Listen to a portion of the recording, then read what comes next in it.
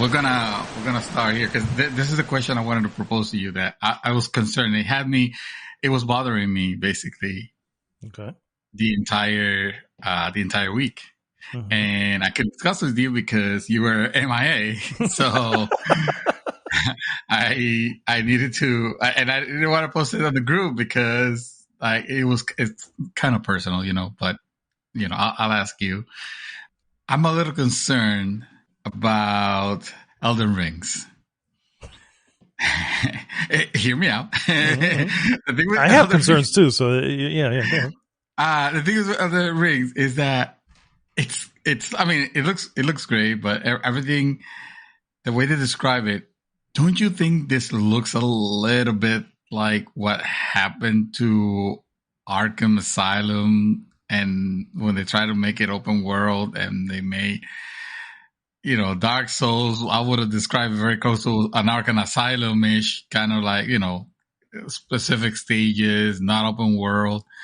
And when they try to take Batman open world, it went with Arkham City, it lost something.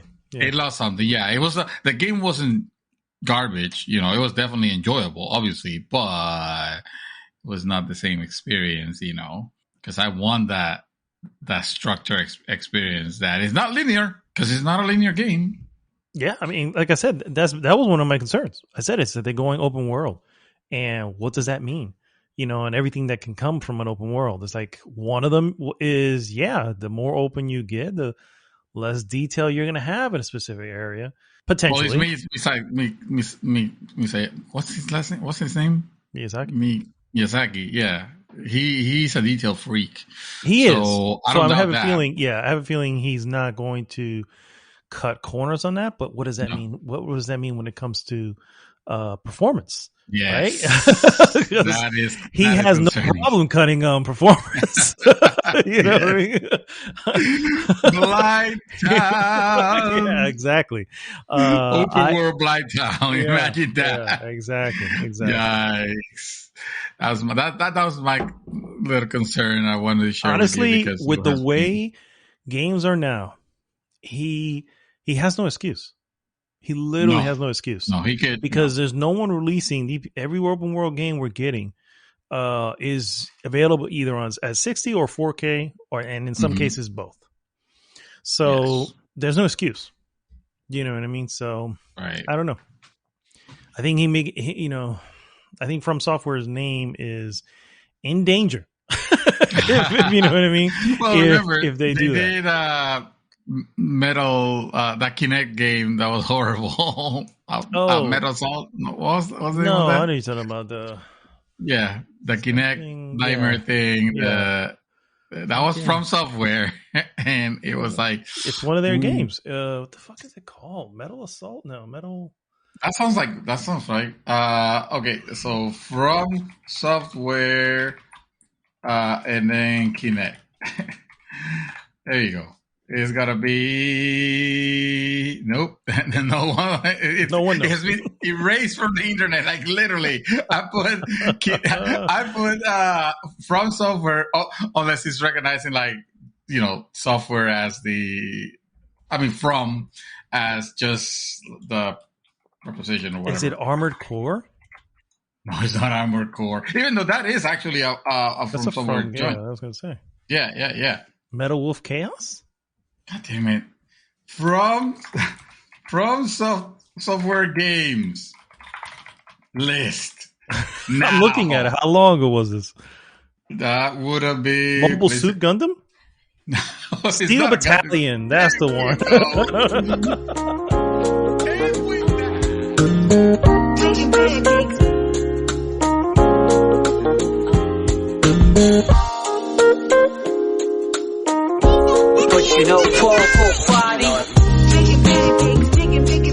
Welcome back, guys. This is Arnaldo, aka Mad Dog, and that is David, aka Dream Twister. And this is, of course, The Real, episode 281. GG's the Mouthful Podcast! GG indeed. What is up, sir? How are you on this wonderful Friday? In one word, relieved. In 2 words, fucking relieved. Because my bro is alive. My bro has been MIA for the entire week. He went on vacation. And he like disconnected like from the Matrix. He jacked out of it, and because jacked off sounds weird. He disconnected from the Matrix completely. He was there. I was left, like not like this, not like this. The crazy part is you're absolutely right, dude. I had my phone with me, but I rarely. You were actually ignoring people. No, I rarely opened it up for anything. When I did, it was to take a picture. That was it. I was taking some pictures, and that's it. I put the shit away. I was not looking at any. I was looking at Facebook. This was like, maybe I did towards the end of the day, but it would be a quick whatever, and then that was it. I was like, I knew you were alive because your cell phone was pinging movement when I called the FBI, and they told me, "God damn it, stop calling." Stop worrying yourself, damn it. Exactly. So no, I'm happy. I'm happy that you're back, but no, I'm actually very, very happy that you had this incredible vacation that you seem to have had. Definitely needed some time, and even though it was something like local and nearby, mm-hmm. you definitely look like you had the best time of it. We did, man. It was honestly we bummed out. Is what we really awesome. Did. We didn't just bummed. We had food, lots of drinks, and just kind of relaxed. You know what I mean? That was really all we did. And it was only 2 nights, to be honest with you. We left Tuesday. We got we left Tuesday and got back yesterday. So it was only Tuesday night and Wednesday night. So it felt longer.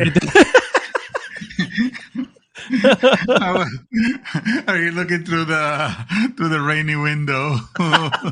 Oh, by myself. Oh my God, that's funny. I wish it was not longer. Telling me that Arnaldo Martin is going live. He's online. Oh my God. It was good stuff. It was definitely a recharge, which I think I know I needed, and I know for sure that my wife needed.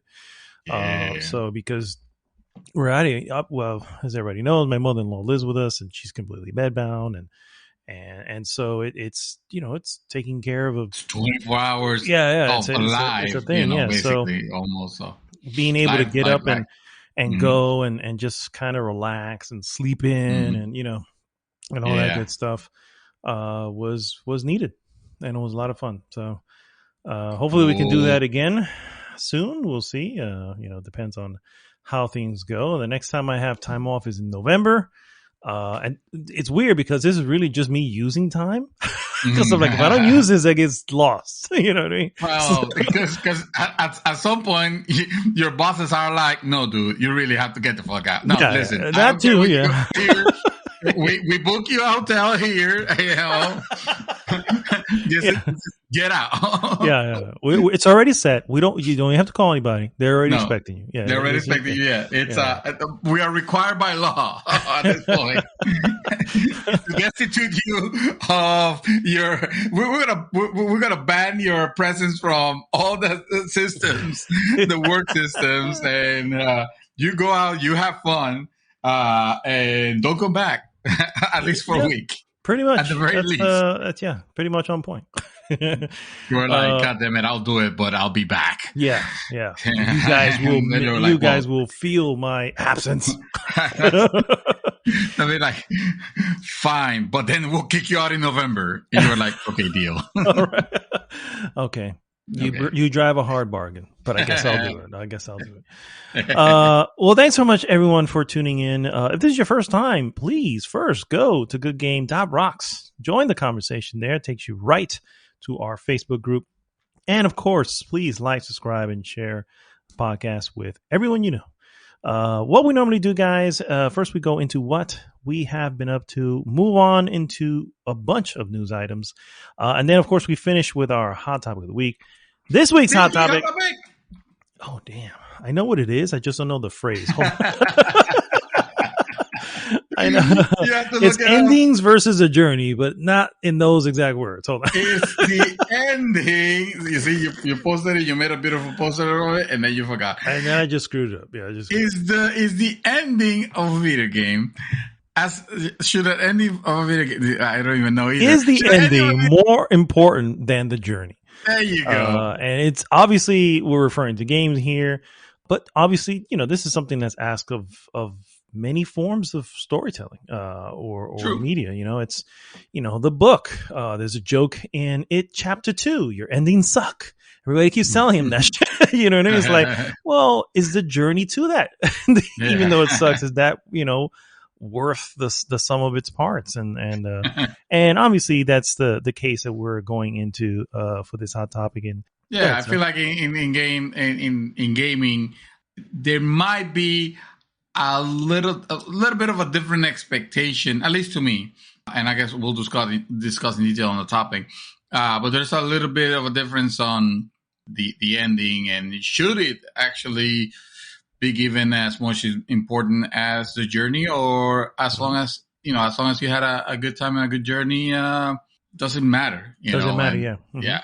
Does the ending itself matter, or how you feel at the ending? It's exactly. Or what about if it's a shit? Well, not shitty, because you want to be playing a shitty game. But if it was this game was mediocre, but goddamn, that review was kind of amazing, and or something like that. That could happen. So yeah, for sure. We're gonna talk about those. All right, good stuff. So yeah, tune in to that a little later on the show. So let's go ahead and start with what we always do, and that's, of course, what we have been up to, Mr. David Dream Twister Santos. That's me. What you been up to? I have not been on vacation, so I'll spare you the details of the tragedy of work. But I had a pretty good gaming week, actually. I'll be playing a few games. I'll get this 2 out of the way because I didn't really put a lot of time on them. Like I did end up by the end of the podcast of last week's podcast, we had a conversation, and the topic itself convinced me into, okay, I need to try this thing. So I bought Deathloop right as the podcast was recording, I believe, because I wanted to experience it. I wanted to try it. I was still playing Dark Souls 3, but I wanted to have it there, ready, at the ready, as I say. So I did for about maybe 2 hours. I didn't put too much time on it. I can tell. I obviously cannot review it from 2 hours. I'm going to leave the review part to you, sir, because I guess you have played it enough by now that you have you can formulate a review of sorts, and we expect it. But, okay. But the impression that it gave me, like, it was certainly not that, like this is a good game. This is not a 10, or at least it doesn't feel, it doesn't, like, it starts fine. It doesn't give you the best impression, because as I was playing it, I was experiencing some, like, weird quirks that, for the type of game that it is and the engine that it is, and hardware that I'm throwing at it. I'm playing on that on PC. I'm throwing the power of a RTX 3080. I try RTX, and it plays fine. Like it has the obviously the resolution and the frame rate is there, but it's not as clean. And apparently it's because there has been or at least hopefully there were some issues that have been ironed out by now, because Arcane did address those in a patch recently. But when I tried it, there were some minor issues with some micro stuttering that didn't make, like, those things may or may not bother people. Like, I'm sensitive to, like, frame rate dips and stuff like that. Like, I noticed those bother me. Especially if I know that this game shouldn't be running like this. God damn it. It's like this. It's not. It's really, really not it's not a like a beefy game that needs to have. Right. I agree. Like superb graphics or anything like that. I mean, it looks fine, and I will describe the style as that arcane stylized look, where nothing is meant to look like hyper realistic or anything like that. That's not what they're going for, and that's fine.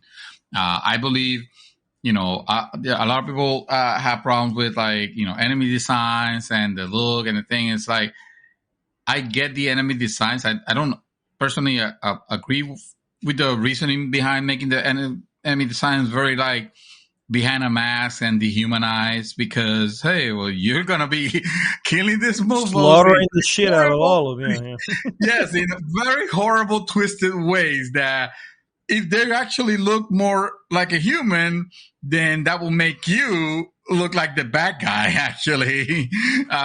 It'll make everything, like, seem like grotesquely violent for no reason. But hey, let's make him a little bit like cartoony-ish looking, and they're all wearing masks. So, we can dehumanize these people, and that way we have an excuse to, like, just rampage through all of them and kill them, and that's fine.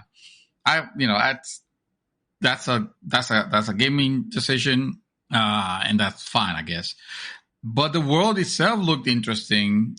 Anyway, the only reason I stopped playing it was because I wanted to get it when the experience was a little bit more patched down, and it looks like, I mean, like a day after I stopped playing was when they released that patch, and I was like, should I go back?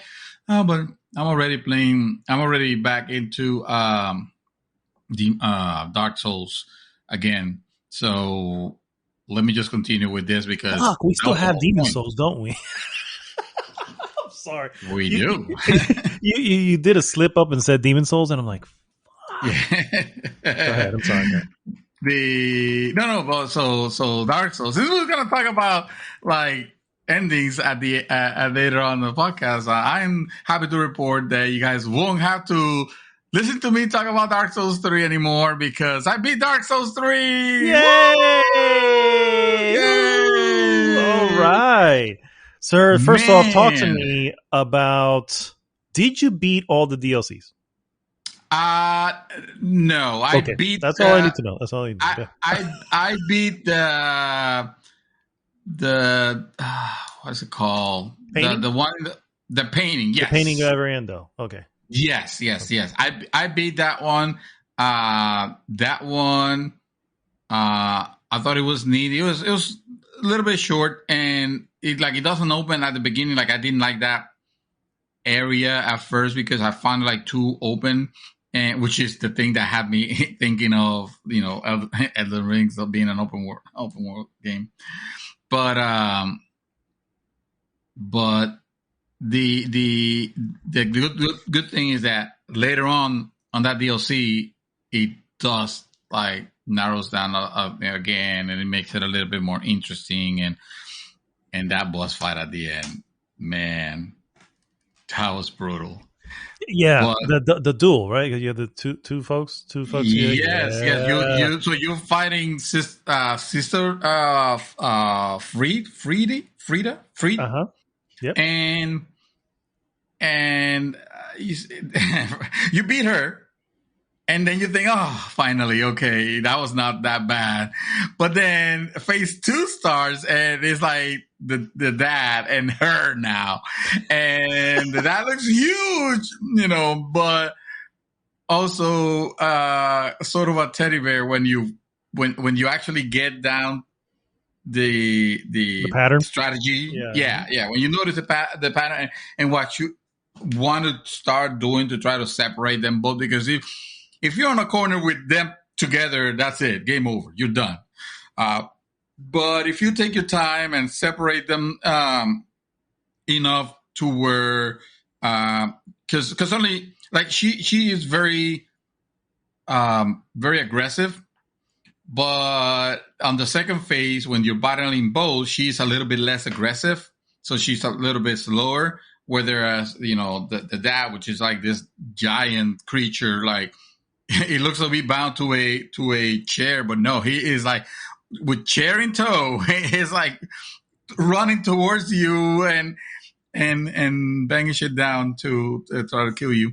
And so once you once you take him down, or you can take either one of them, but it's easier to get him down because his patterns are easier than Frida, because Frida is a bitch. And let me tell you how much of a bitch she was. I have phase 1 and phase 2 like the packed down. Like down pack. I already knew the strategies. I could easily get to part 3. First of all, why is there a part 3? Why is there a phase 3? Let's start with that. And second, why does she become such a motherfucking whore at that part where because she doesn't want to die, bro. She doesn't want to go back. She is relentless.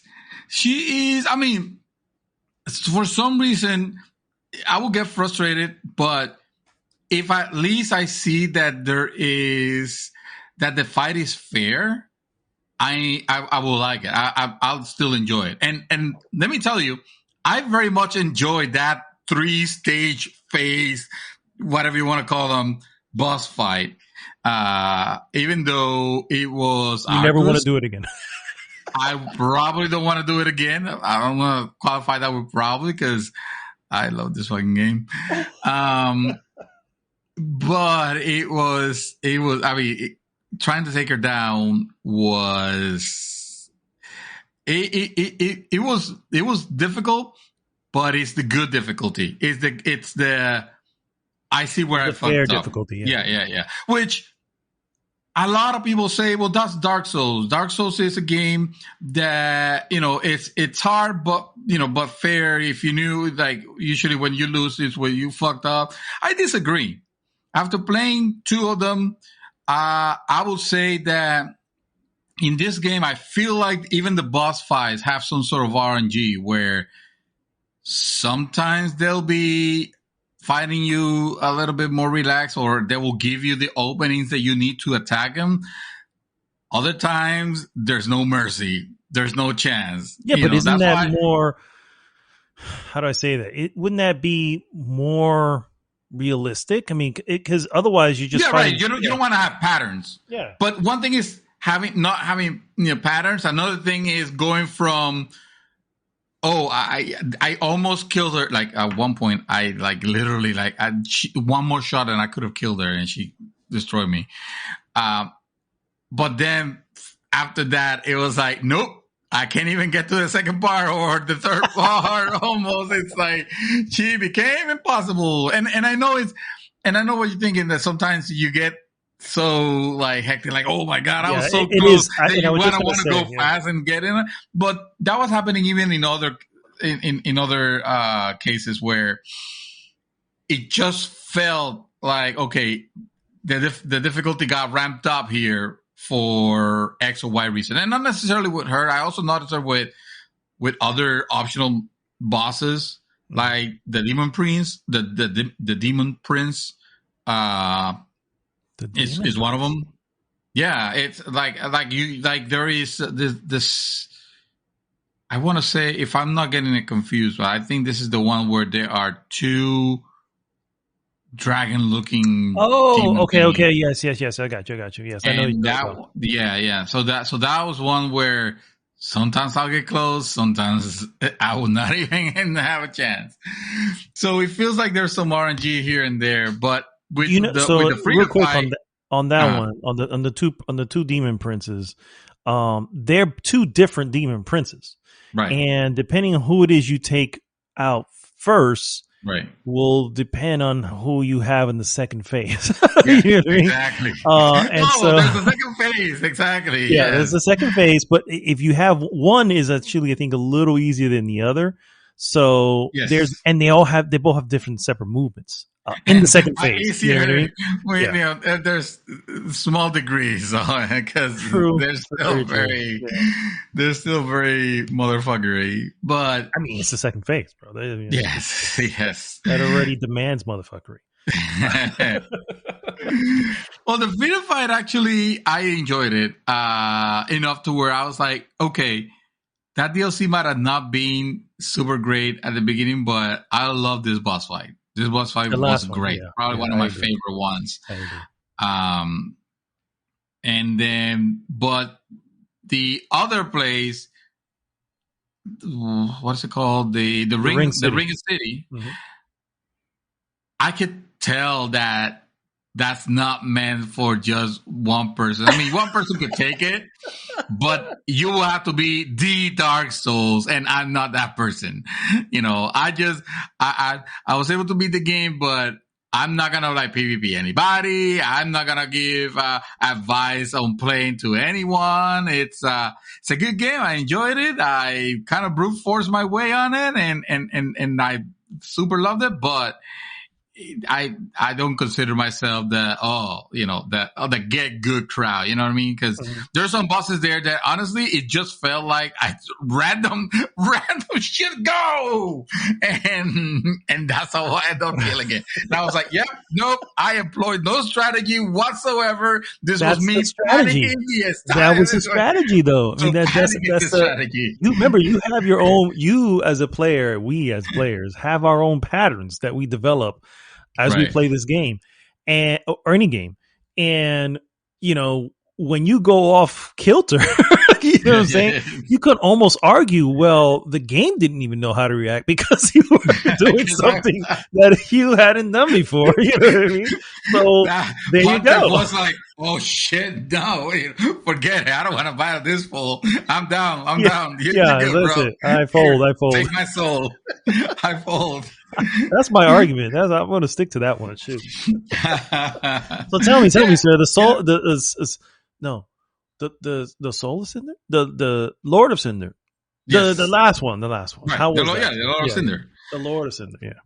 That of my first try, I was like, motherfucker, this is one of them bad bosses. And when I mean bad bosses, I mean the ones where it doesn't matter about what strategy you use or anything like that, because they're just gonna fucking cheat and it's just gonna be pure luck.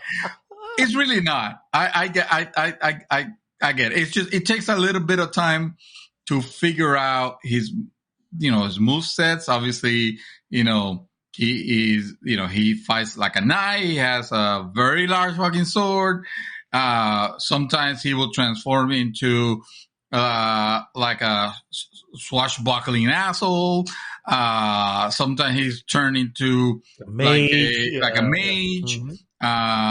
And by the way, that's the part where everybody says like, oh, that's the easiest stage to attack him. And I'm like, well, I'm not hitting them because this like his fucking magic is like messing me up.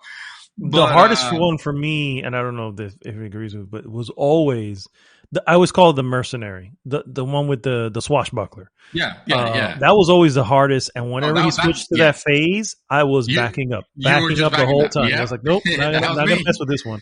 That was me. The other ones were easier to random. read. Yeah. I feel like the one where he was just a knight, it was my favorite because he will lunge forward and I will roll forward and he will never hit me. And I will have like a complete opening to like smack him down a couple of times and then rinse and repeat. So that fight, the first time I encountered him, I didn't know that was the last boss, even though, of course, you were already at the kiln of the first flame, just like in the first game. So that should have clued me in. But on the first game, I feel like there was a lot of fanfare to get there. On this one, it was like, oh, well, I guess I stumble upon it now. Let me fight. Oh, I guess this is the last boss. So once I realized that, this is probably the last boss. His name is Lord of Cinders. I was like, okay, let me take a detour. Let me at least do a couple of the DLC. And that's when I started with the Ring of City. I got all the way by myself to a part where I had to navigate like a sludge, like a swamp. Mm-hmm. And I was like, nope, I'm not doing this by myself. Fuck you. Let me do the other one because I bet that, the game will allow me to do the other one now. Remember, I even texted you. It's like, hey man, I'm doing this. Am I supposed to be doing this, right? Because I still haven't beaten, the game. And you told me, yeah, but you beat and and the DLC tells me you want to have had past the Lothric Castle, Which you and you had already. reminded me like, yeah, you had already. I'm like, oh, I guess that's right. Okay, I guess I'm prepared for depending on Ariandel. It was so weird because you get the opening for that DLC very early in the game. Mm-hmm. But you shouldn't be trying that early in the game. Oh, you'll learn that. Believe me, because I went to it and I was just like, that first snowy field. It was just like, these fuckers here are real. Yeah. You know what I mean? Yeah. And so I was like, okay, all right. I think I don't need this right now. And I don't think there's a warning or anything like that to let you know for the painting. No, there is. Like, there literally is. You know, there is. Okay. Yeah, no, in the sense that the scribe, the thing on the floor, it literally says you should come back here after you have battled the depths of Lothric Castle. Oh. Which to me sounded like, oh, so I need to go down Lothric Castle, no up. I went up, but no, that's not what it meant. It meant that as in like get all the way to almost finishing the game, then come back and say hello. So I did. But what'd you think of the ending? Or do you want to save that for the hot topic? No, I'm gonna lay down here and then we will touch on that because it's what inspired the hot topic. I don't like where this game locked me into the one ending. What ending did you have? I'm gonna call the only ending that I was able to choose from at my part was the lighting of the flame. Hey, you are told throughout the entire game you wanna link the flame. You wanna link the flame. You wanna link the flame. Guess what? What I did at the end. I linked the flame. Okay. The game did not allow me to do anything else. At some point, I was like, okay, let me get the alternate ending. Let me walk away. I started walking away as far as I could. And then I realized like, okay, nothing's triggering. Like, am I supposed to get out maybe through the bonfire? Okay, well, let me go out through the bonfire. I'm still not going to touch that bonfire that opened up because I know the moment I touch it, that's when it's going to trigger the ending. Yeah. Mm-hmm. Yeah. So I'm just going to return. I return back to Firelink Shrine, and it was still like, hey, you might want to link the flame. And I'm like, bitch, I already killed the bad guy. Do it yourself. Give me something else. Like, what do I have to go to make it? I started running around, some areas and nothing. And I did not appreciate that the game basically locked me into, well, this is the ending you get because you missed out some side quest or something that you can't go back because you're already way too past, or whoever was integral to that die. Also, they're very cryptic because you have to do things in an order where it will be impossible to guess them, to take them. Yeah, I guess you could guess anything, but to get them right the first time, it will be impossible. You will have to know from a guide what to do because, and I read, when I read later what I needed to do, it was like, there's no way the game doesn't give you any directions, and that's fine, right? But by the same token, if you don't get any directions on what to do, you're not going to know that you missed something, right? Because, you're just exploring. Yeah. So for me, I didn't get the lighting of the fire. But I also didn't get the ending that I guess everybody wants, to become the Lord of Dark or whatever. That's not the one that I was going for. I was actually going for the one that seems to be like this should be the canonical way to end it, which is the one where and guys, we're going to the spoilers on Dark Souls 3. But there's one of the endings is where you get after you have performed some like rituals and shit, somehow it prompts you to to summon the firelink lady to the place, and I guess you guys come to the conclusion that you don't want to link the flame or something like that. I'm not sure if I'm spoiling anything because I don't remember. The ending I have, she automatically came to me because I gave her. So, and I can tell you didn't go down this path because there's a few bosses that you didn't mention. So I was like, okay, so maybe I did. So first off, what would they be? Who would they be? Because I mean, I know that I didn't do them all, but I was very fucking thorough on finding some of the optional ones. Now I didn't went hunting. You know, if it wasn't in my way, like I didn't, like for example, I know there's one in particular that it's like a Mad King or something like that. Like I didn't do it. That one I needed to look up because I had no idea. And I even told you the Nameless King, yes. And I even told you there was no way I was going to find this out. None whatsoever. Yeah. I don't know if you remember an area, there was a cliff, and there was a cliff, and on the edges of the cliff, there was some carpets or rugs that were sitting there. Well, you have to sit on the rug, do something, and then you get transported there. That's the only way. I was like, there was no way I was going to. Literally, no, that's for the Nameless King. That's something different. Yeah, that's what I'm saying. It's like that. Kneel here and wait for 30 it's seconds like, and how wait for do the you tornado know? to come Exactly, in and transport you. Like it's literally that. So that's what I'm saying. Is no, but the other one wasn't.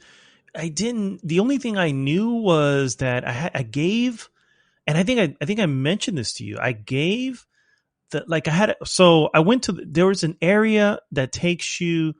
It looks like the beginning. Like before you get to the fire link, the very beginning, it looks like the beginning, but it's like either nighttime or just really dark. You're talking about the Untended Gardens? I think so, maybe. Yeah. But yeah, it's this area, and I was just like, oh shit, this is whatever.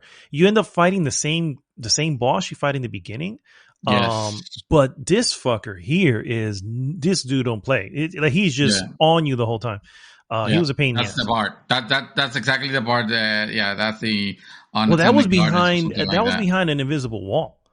Like that was just for me. Exactly. That is behind an invisible. Oh, dude, I was hitting walls left and right, bro. Anytime it looked like, this looks like something, and I would venture to say that maybe 3 out of 5 times. I hit it and it was an actual wall. I was like, oh, good. And it just has a look, right? It has like, you're in a room. This room looks here, whatever. And I'm just like, why did I come here? Why did it make me come here? What would be? Right. What else would be here? So I'm starting slapping, hitting walls and stuff. So I always had a habit of doing that. Habit of doing that since the first one. And believe me, when we go through Dark Souls 2, do it again. Just hit walls. Just never know. And I remember. I don't remember where it is now, but I remember I stumbled upon it, and I want to say it was either that or some sort of fucking ladder that I had located, and one of the two. And then you get there, you find something, and then at some point you speak to the fire because honestly I was just going back to fucking level up, and now she has a conversation line, and you're like, what the hell is this?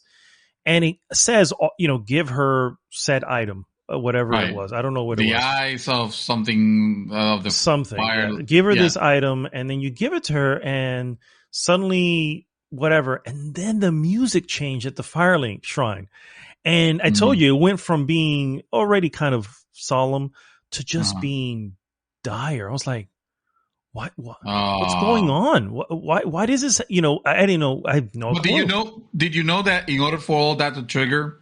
Mm-hmm. I'm telling you because I know everything that you're mentioning, except for the music. I didn't mention it on this walkthrough that I read after I finished the game. In order for all that shit to trigger, you had to do exactly what you did with the old guy when he offered you to level up. to level you up. Oh, okay. So I didn't, because I was like, Because you didn't know. Yeah. this is Dark Souls. This is probably gonna fuck me up at the end. And then I was like, well, I never became an undead. My entire playthrough, I was human. Even when I died, I was human. So I didn't get 5 levels more, but that's fine. I can do my own level up. But yeah, no. Turns out that you needed to do that in order to get I did not know that. the Okay. opening to actually start doing shit. And because I didn't, that door was completely closed. So at the very end of the game, my only option was to link the fucking flame, get through, experience the exact same ending as in Dark Souls 1, and roll credits. That was it. And I was like, this wasn't worth it. This is no payout. I did enjoy the game. I still consider probably at the top of one of my favorite games of all time, along with Dark Souls, because I fucking love that Dark Souls also. I still think Dark Souls 1 is better. But the journey here was extraordinary, because when he tells you, when I just went back, it felt like I was a kid visiting back my stomping grounds. It just felt like when I went back to like the beginning of the area, just to see if I missed anything, or just to see those monsters that I was very scared at the beginning to fight. Like I was just like mega destroying them, obviously, because I'm super OP by that point. And it just remember like, oh shit, this town, this whole area. I remember this was probably like 3 weeks ago or maybe a month ago, but it feels like such a long time. And it took me so many different locations that were memorable that, remember how I think I texted you at one point, and I was like, man, that Cathedral of the Dead felt like the last section of the game, and it's not even the 1/3 of it. By the end of it, I was like super wild and super happy with that. The only thing is that I expected by the third iteration they have improved a lot of things on it. Why don't you improve the fucking endings of this thing? Because the thing that I got where I just saw Ding the Flame, I'm on fire. Okay, the end. Whoop, roll credits. It was like, that's it? It's the cycle. All of this for this? And it wasn't like the cycle. If it was, well, then give me more. Even if it's the same, like, don't do the exact, because again, is the same fucking ending of the first one, when I didn't realize it on the first one. If I touch the bonfire, like I've been doing on every time you beat a boss, you will trigger the end. I was disappointed. I was disappointed on that. And that is actually what is knocking the score from a perfect 5 to a 4.5. Oh, wow. Okay. On our scale. Still, a 4.5 is, Oh, it's extraordinary. I mean, I can't say anything. There's nothing bad to say other than that cryptic bullshit because it's Dark Souls, of course you expect cryptic bullshit, but when cryptic bullshit locks you out of content, that's the part where like I don't agree. Hey, it happens to the best of games, right? Fucking Nier Automata didn't give me half or any of my trophies because I ended up finding out that after you have beaten and all that, you actually had to do some bullshit so that you could actually get to a vendor that sells you the trophies that you've earned. Oh, and by the way, that DLC you spent $7.99. Well, since you picked up the ending that you picked, now you don't have access to it. You need to play it again. Not even New Game Plus. You have to play the game again. It's completely gone. Yeah, son, you should have picked that option then. Lol, but that's fine. At the very end, it worked. And I continue playing Tales of Arise, and I mean that game is great and all, but I was. This is not Dark Souls, man. I No, was feeling. and very few things are, sir. And Like, you're in a bubble right now that you're going to be like, either you're going to start Demon Souls, or you're just going to be like, I don't know what to play. I've got nothing to play. well, I was in the point. You weren't here too, so I was lost. I didn't know what to play. So I started playing Demon Souls. Oh shit! Damn it! I thought we were gonna do this together, son of. Hey, what can I say? You weren't here. He was calling me out. I heard the siren, the sound of the siren, calling me. It's like I tried to ignore it. I was like, no, I want to play Tales of Arise because I need to play this RPG. I was having fun with it, and that night that I did, I played it and I liked it. But then the next day happened, and I had a relapse. I'm sorry. It happens, man. Why am I? You weren't even here to stop me, or to support me. Be like, okay, let me put that loop aside. Let me join you here in some Demon Souls. Yeah, as if we were gonna do right. So real quick, because I haven't played that much of it. I only put 5 hours so far. And honestly, I wasn't even taking it serious. It was like it was the thing. It was like the well, I shouldn't make fun of this because alcoholism is a real tragedy. But I was like looking like I could, maybe if I just want to see how it looks. It's not gonna hurt, right? I'm not gonna take it seriously. You know what? I'm not even gonna. You know how you have the character selection and classification and you can customize your character. Like I didn't even customize at all. I was like, yep, this is how the character looks. Yep, that's what I'm picking. Fuck it. I'm not even taking time to customize anything. I know that's a sin to you. You're gonna customize the crap out of this until it looks like some actor or actress, probably an actress, and you're gonna spend like half of your day because I cover them up in armor, so I have no idea why I do that. But, yeah, well, I wanted to I was like, if I'm gonna do this, let me just do something wild. Obviously, not in the character customization because I told you I literally went with the option that it presented me. I pressed X. Yep, this is what my character looks like. I don't want to waste time doing the character selection because it's not like super detailed, but actually it is detailed in the sense of the character looks very decent. The whole graphic thing look amazing. But before I go to that, the character creation is not super deep, but it has, you can lose. Knowing you probably could lose a good hour, 30 minutes to an hour. Let's say. Let's give you a little bit. Sounds about right. Looking for that particular look. And so I created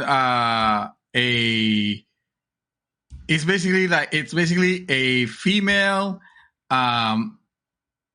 she's basically like a wizard, like the version of wizard. It has two because it has the magician and they have royalty, which you're like royalty, like what do they have? Like, do they get extra money for it, or they get treated differently, or are the monsters killing themselves because you're royalty? Like, what the hell? But no, it turns out that's Demon Souls version of, well, this is the magic character or the wizard that has this tendency a little bit different than the magician. Also, starting with her is cool because you have a ring from the start that recovers your mana very slowly.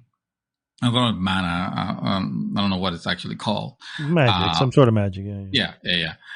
So it recovers it very slowly, but it's constantly, going.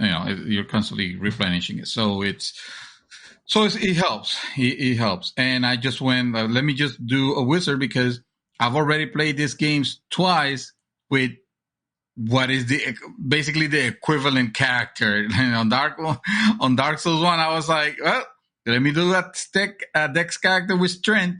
On Dark Souls 3, I was like, well, let me do a Dex character, a strength character with Dex, but somehow ended up with Dex anyway, because that's how my weapon of choice was actually growing stronger and stronger. It was like if I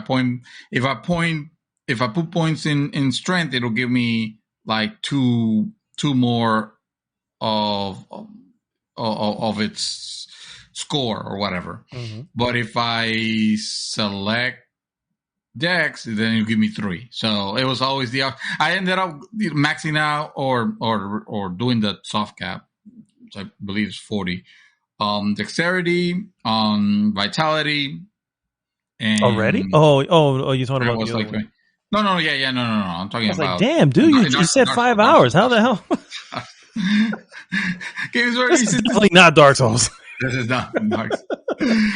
No, I should tell you actually. Going into a little bit of the gameplay. This is. Have you played it? Have you played Demon Souls before? You played on PS3? No, right? No, I never did. I remember you had. I don't know if it was this one or Dark Souls, one of the two. But you had talked about it. I think it was Demon Souls, and you had talked about it, and it just steered me clear from the game. Yeah, it was hard back in the days of. Well, no, something happened, and you ended up getting like what was it? Your max health was like halved, and you couldn't find out how to undo it. But that was dark. That was dark. Oh shit! This better not be this one. I was gonna say, I think it was Demon Souls, sir. Well, in Demon Souls, your health gets half every time you are not. I mean, you always look like a human, so at least your character doesn't look ugly. Doesn't look like a fucking zombie. But you can be in like real life form, or you could be in the kind of like, well, you died, but now you're in ethereal form, which doesn't mean you're transparent. It's not like you're a fucking ghost or anything like that, but you obviously have like a little bit of glow to remind you, like, hey, yeah, you're not a human. So, and when you are in that stage, your energy, your life actually is cut in half. Mm-hmm. There's some ways to mitigate it, but still, that's the thing. Another thing that is, I mean, it's like I said, I have only played it 5 hours. I can't, give any ratings or anything like that. I know that it has been recognized, and I played it before, and I know the game is good, it's quality. But once you put it together against like Dark Souls and stuff like that, like don't go expecting that, obviously, because it is challenging, but it is. And it can get brutal. I've heard that the game could get fucking brutal. But the current part where I'm at, some gameplay mechanics feel like first generation Dark Souls, which is, hey, it's good. It's good. It works. The character moves fine. Like at first I thought, oh, character feels a little stiff, but no, it's just a little bit of a difference in momentum, stuff like that. It still works. Like if you play Dark Souls, you have no problem picking this up. You make the same character that you made on the previous Dark Souls, you'll have no problem with this game. The menus have been simplified, and they're not like super great to navigate, but it's fine. So my experience so far has been very positive. I can't wait for you to jump in so we can start trading like stories and stuff like that, because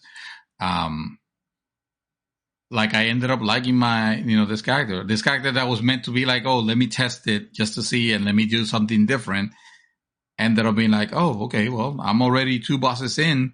They haven't been Dark Souls level hard, Well, you're just coming off Dark Souls, so you already have that sharp edge. Yeah, you know what I mean? Right.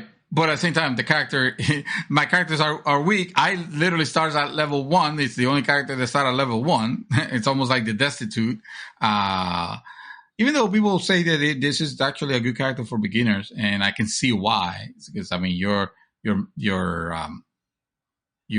a glass cannon.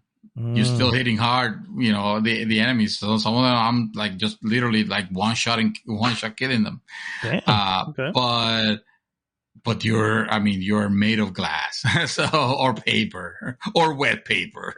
So you don't want to fuck around with bosses because you get, you get destroyed, and it's a shame because, I mean, not a shame. It's meant to go. Like if I wanted to play those other characters, I could, right? But yeah, man. Demon Souls in stores now. I can't honestly. We are not anyway sponsored by PlayStation.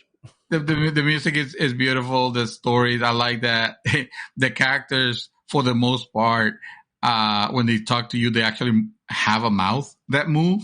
Finally, they actually have expressions. Some of them, it looks kind of freaky, but I'll take it. I'll say, hey, at least not everybody's a fucking telepath here. Yeah, I was gonna say, at least they're speaking to me normally and not telepathically. Well, to the exception of the Fire Link lady, because there's always a Fire Link lady, Of course, yeah. She has to be the one that speaks to you telepathically. But everybody else so far, and like the area, this game, as you guys know, it's very stage like it's connected. Like you have the Nexus area, which is literally called the Nexus, and it's like the hub for all the areas where you will go, and you'll advance until you can advance no more on that area, and then I guess you go to the next one, and then maybe you go back to the first one or continue on.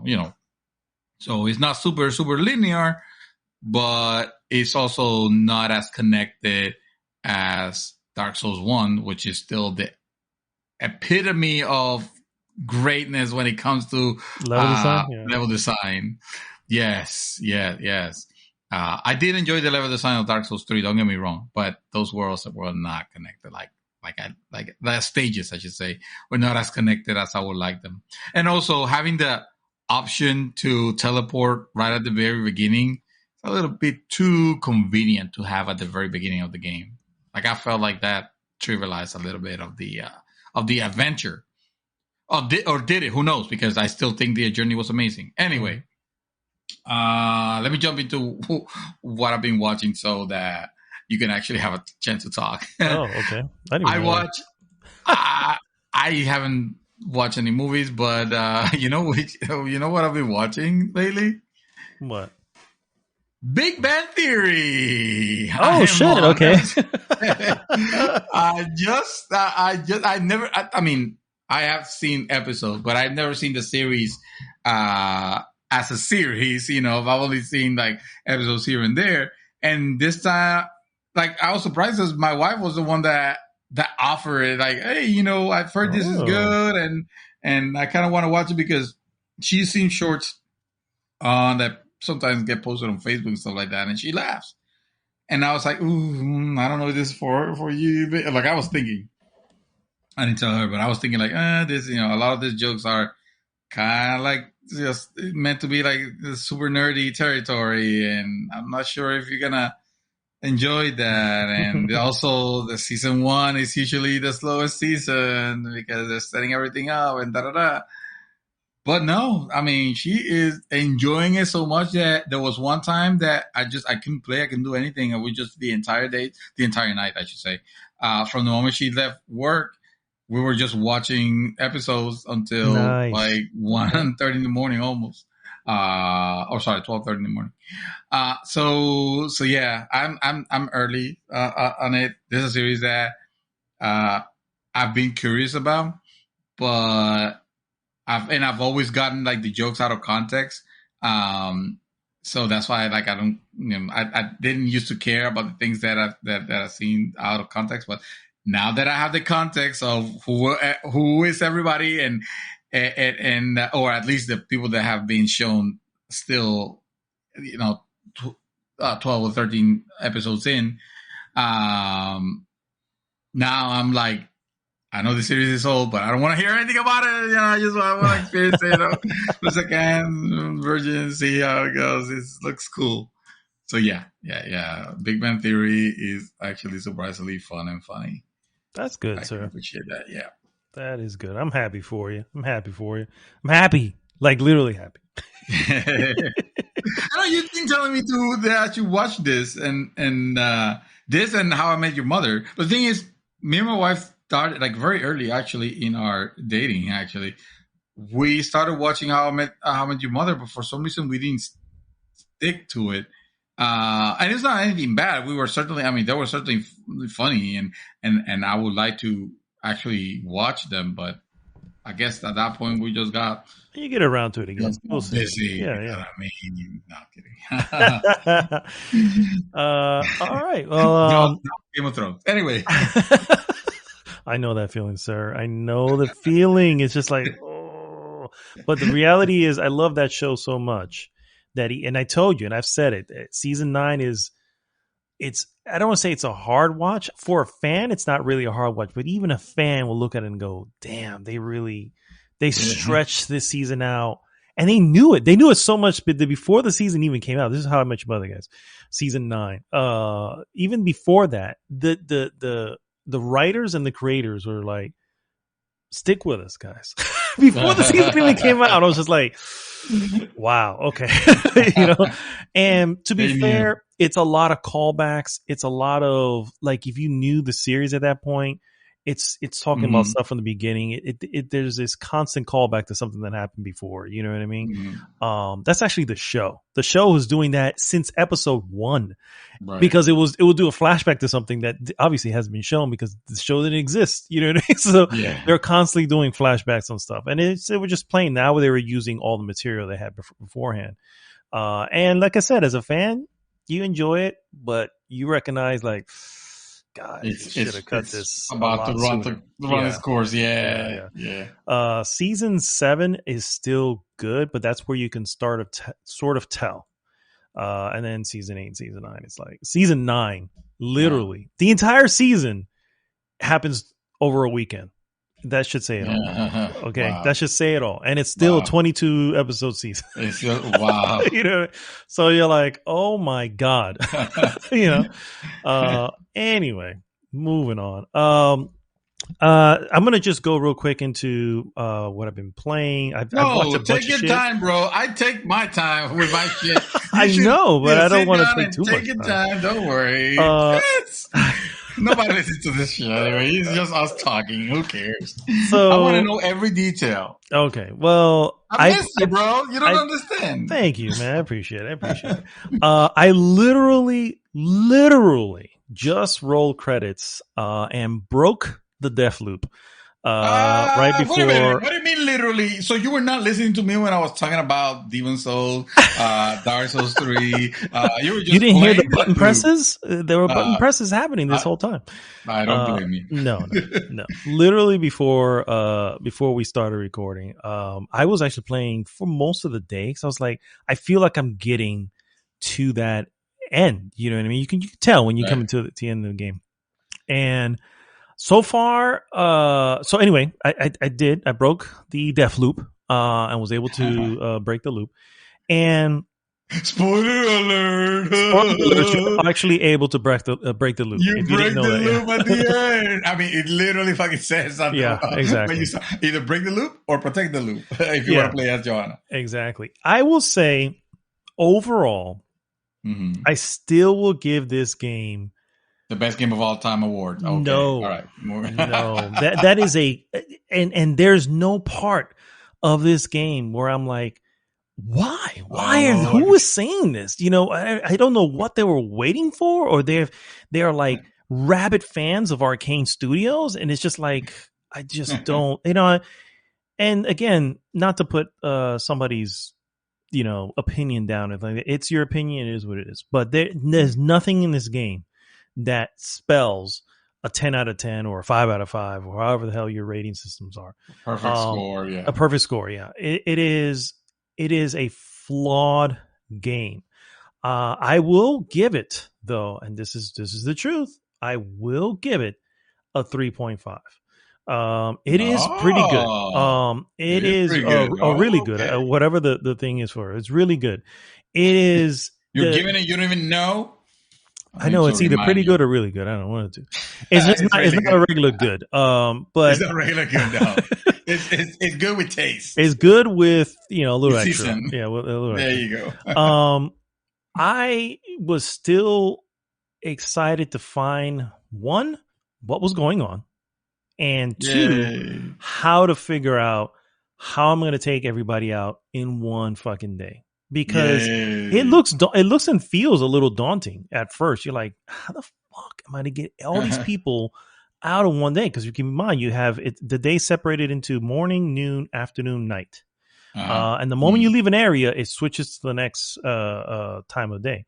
So it's like I have to, in my head, I was going, okay, so clearly there's 8 targets. I'm going to have to take out 2 in the morning, 2 at noon, 2 after, no.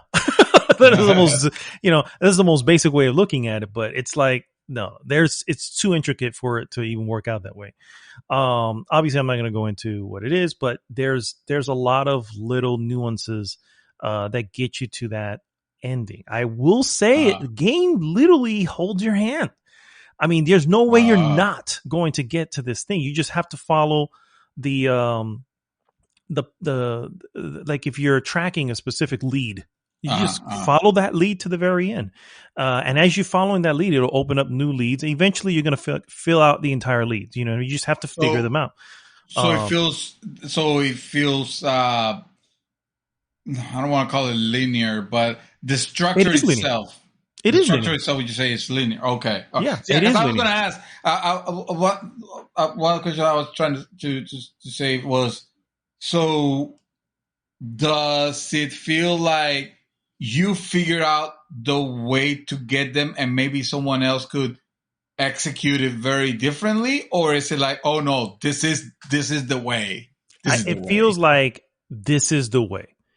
It feels like there's only one way of doing this. And what you're doing in the many times that you repeat the loop is discovering the information that leads to filling in that path. So very early on, you figure out there's this one person, you can only take them out at this time of day. That's it. So immediately that one's etched in stone. Like there is no way there's no way. This is the only time you're gonna. So that is already a part into the track. And then as you figure stuff out, you're figuring out, okay, at this part I can take this person, or maybe I can make him do this and whatever. And he's just figuring it out as you go on. But let's just say there's no way of going off track. You know what I mean? Wow. You're always going to come to the same conclusion. And it's an intricate conclusion, to be fair. It is an 10 out of intricate 10, ladies and gentlemen. Yeah, exactly. Immersive or no, emerging gameplay. Yeah, it is. That's what I'm trying to say. Is like I don't know where that came from. I don't know what they saw. Maybe it's possible they came out of it thinking, oh, this is just one way. But I'm like, if you really, really look at it, I'm not going to say how. You really, really look at it, it is the only way. You know what I mean? It's just that there's no other route to this. So you can try to go off kilter, but it's just not. It's not going to work if you don't do it the exact same way. The final path. You're not going to get them all. So overall, I enjoyed my time with it. I kind of want to do it again now that the funniest thing is once I figured out, like once you discover the path, it's like, okay, so how hard is it going to be to do this? Right. Cause you fuck up once, you have to start all over. Right. I did it on my first try and it wasn't even tough. You know what I mean? So it's like, that's another, cause by that time you're probably OP as fuck then, right? Dude, I had all the slabs. I had many power-ups for them, but I was only using the same 2. I would switch here and there just to switch shit up, really. But overall, I was always using the same 2 slabs of the power-ups. I was only using the same 2, and I was always using the same 3 weapons. I have found a souped up, and here's the deal: no one's not going to use these. Is what it comes down to. Once you get something like that, so you have weapons that share ammo. So I was always purposely, and you can only carry 3 weapons. So I was always Right. purposely making sure that I was carrying a weapon that did not also use ammo from another weapon. You know what I mean? So I was making Yeah, you sure would of, definitely want to do that because otherwise yeah, you you'll run be out of eating ammo. into your own thing. Yeah, exactly. Yeah. So you have your small rounds, your large rounds, and your shotgun rounds. So I made sure that each of my 3 slots had something that used that. I located this one automatic pistol that was silenced, and I was like, Ooh. okay, I'm always going to. It was also a purple, so I guess what, a legendary? What the fuck it's called? Epic? Maybe it was Yeah. legendary. So I was like, yeah, going to be using this all the time. I had 3 slots for trinkets on it too, so I was like, yes, definitely going to be using this one. Then I found this other one, which was a one-shot rifle, but the shots, which I used a lot in the beginning because it was a powerful rifle, but this one, the shots were explosive. So I was like, Oh. okay, yep, this is now I'm always going to be using this one. And then I found a shotgun, and I just basically upgraded the shotgun to the point where it's fast loading and everything. And it's also not rapid fire, but faster than normal shotgun. And those are my 3. And I say from Nice. the halfway point of the game till the end, those are the only thing I was doing is switching out trinkets. As I was getting better trinkets or weapon trinkets, which you can add to your weapon to make them whatever, Right. to make them more powerful. And so that's kind of a letdown. It's like I felt like, you feel like you're going to be using a lot of different angles, different weapons, and switching around and blah blah blah blah. Even in my head, I was just like, so it wasn't happening towards the end, but I was like, okay, but I feel like it will once I figure out the route, right? Once I figure out the Yeah. route, I have to do it within the 4 phases of the day. And in those 4 phases, I'm going to have to switch to things in order to make it happen. No, exactly the same shit I was using throughout the second half of the game is what I was using towards, again, because I was so OP. I was like, I don't need anything else. I am silenced. I am invisible. You know what I'm saying? I can blip from Which here to means there. You I know what I am mean? invincible. Yeah, it was just like, it's just no way, and I powered up my the slabs up to a point where I was getting extra stuff.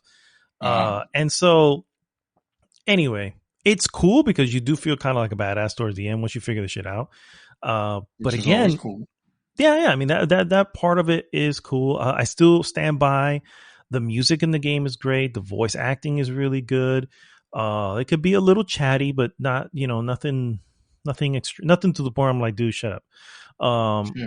But overall, it is a really good game. Nowhere Okay. near a contender for game of the year for me, but definitely happy with my time with it. Yeah. Because of the mystery. In the end, the mystery was what I wanted to. I was It was a satisfying. hooked because I wanted to I wanted to find out what is happening. How do Yeah. we get Yeah. here? Why are we on this weird island? And why are they wearing masks? Why are these people crazy? Why are they okay with doing this every day? And so that was I guess that was the mystery that I just kept going. You know what? So Yeah. in a way, you're satisfied that the game had an ending. What I'm hearing. It did have an ending. It was, I don't know. We don't need to know any details on it. I was just making a jab at the fact that the movies that will suddenly stop in the middle and roll credits, and you're like, what happened? But what about this? What about that? So it seems like this game completes. I was gonna say completes the loop, but that's So really. here's what's weird, and I'll leave it at this. I won't say anything else. In the beginning, Uh-huh. it feels like it explains a lot, probably too much. Uh, The intro, or I should say you can almost call it the tutorial. The tutorial section of the game is pretty lengthy. It's maybe an hour to 2 hours, and then you get the fucking title screen. You're like, holy shit, that was all fucking just kind of getting you into the game. And yeah. to be fair, yes, there's a lot of weird things happening, and how the system works, and how do you keep things as you redo the loop. But a gamer, you know what I mean? Someone who's played games, regularly is going to be able to figure this out. You know what I mean? It's not that difficult. You know what I mean? Yeah. And I think it's a lot of hand holding up front. And then when you get to the end, it does almost the opposite. And it just kind of doesn't leave you hanging, but it does kind of go with, okay, I see what happened. But I guess that's it. Okay. Good to know. You know what I mean? And that's kind of, that's how, yeah. You basically link the flame. Is what you link the flame. Exactly. Yeah. You end up making the flame, as you expected from the beginning. Yeah. That's what the game told you to do. Exactly. So, Exactly. Again, characters are pretty cool. I did like Juliana and Colt, and those two had kind of an interesting dynamic, which I definitely agree was pretty cool. But a 10 out of 10 it is not. Again, 3.5 out of 5 is my final score on it. And I was happy with my time with it. Happy I didn't waste my time with it, because at some point I was like, I think I'm going to waste my time with this game. I was a little bit concerned. Like, oof. It did, I need to say, it did randomly crash on me one more time. And again, nothing I can do about it. It saves at the beginning of every time of day. So the moment you go from morning to noon, at that beginning noon before you take off into the area, it's saved. You go into the area, you're there for 30 minutes, you get killed and come and have to start over, you would lose the progress. Right. Also, if you die 3 times. If you die 3 times. Also, if it crashes. Because it's exactly the same thing. So that's actually what had me go like, okay. And mind you, I wasn't that far, and I could say that I hadn't put any major progress on it. But the fact that it was making me like, oh, so you crashed on me, and now I have to go all the way to the beginning and hear this dialogue piece again. It's like, no, this is early and you already crashed on me. I think I'm going to hold off until the game is a little bit more ironed out. Yeah. At least on PC. Yeah. So, if it ran really well as far as I'm concerned, outside of the weird freeze thing that happened in the beginning, and then the first crash, and then this was from the beginning, which at this point would have been 12 to 15 hours ago, to today, where it crashed once on me. That was it. You know what I'm saying? Any crash is bad, but at least it wasn't a constant thing, and it was saving when it needed to save. So never really had to redo a lot. Anyway, Deathloop, I might play it again now that I have the path, just to see how quickly I can go through the path.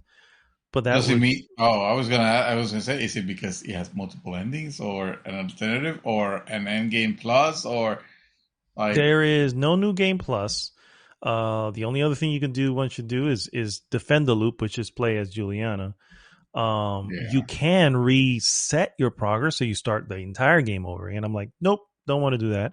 Not really much else to do. And like I said, I don't know if there's multiple endings. I haven't even looked up if there's multiple endings. I assumed this was... Go ahead. No, I was going to say that knowing you, a person that counts the seconds of of all the time that he already have it accounted for. Hearing you say, "Oh, I'll play this game again," sounds like... No, not play it again. I might do the last, the eliminating of everyone again. Because it's already a track that I have unlocked, and all I have to do is go back in, start at the beginning of the day, and just try to take everybody out. Yeah, I was going to say, positive. There's a part of me that feels like I can probably do that easily under an hour. Under an hour? Okay. I'll take everybody out and get to the end. Yeah, I can probably do that. Just Stranding Director's Cut is out, $10. That's Stranding Director's Cut. Shit. What? I'm not going down that road again, bro. It was $10. It definitely was. I don't know if Masterpiece feels like a little much. So it was definitely a really good game. And I really am super shocked how much I liked it. Because I really did. I really, really enjoyed the ending. Yeah. Dragged though, and there's no way around that, bro. It's Kojima, It fucking dragged. and I'll And at take some point, I that was like, over. "Oh my god, we're still No, talking." Here's the deal: I'll when you take have that. when you have stuff That's of a payout. substance to talk about in the end, then sure, this is fine. Yeah. But this is just there was a lot of just nonsense being spoken towards nonsense. the end, and Yep. don't even get me started about the running on the beach. I was like, what are we doing here? I have no idea what's going on. I was like, this is my sister. Why are we looking like we're lovers running on the beach? I don't understand. Yes. Spoilers. Anyway. Wow. Don't worry. This is a spoiler you guys would want to know in advance. Worst game ever made. I already gave my tribute to Kojima-san, and I have it there, downloaded and ready to figure out how to transfer my save, even though I will play from the beginning, just maybe just to test it out and then be like, oh, okay, so it runs good. That's fine. I can't see myself more trophies. Plus, since there's still a lot of games in my backlog, so a lot of games coming out now. I don't see myself putting myself into through that thing again. It was so good. It was so good, though. It really does have some of the good. best gaming moments. That's not even a lie. That's not even an exaggeration. I've seen a bunch of movies. I'm going to fly through some of these because a lot of these were rewatches. I'm going to start with the one that my wife picked out, which, believe it or not, has the highest rating on this list here. I didn't know that. Well, of course, this is the IMDb list, which I think is people done. But anyway, it's called It Happened One Night. And this is an old Clark Gable movie from 1934. And I ain't going to lie, I started watching it and I was halfway through. I was like, this is so odd. Such an odd film.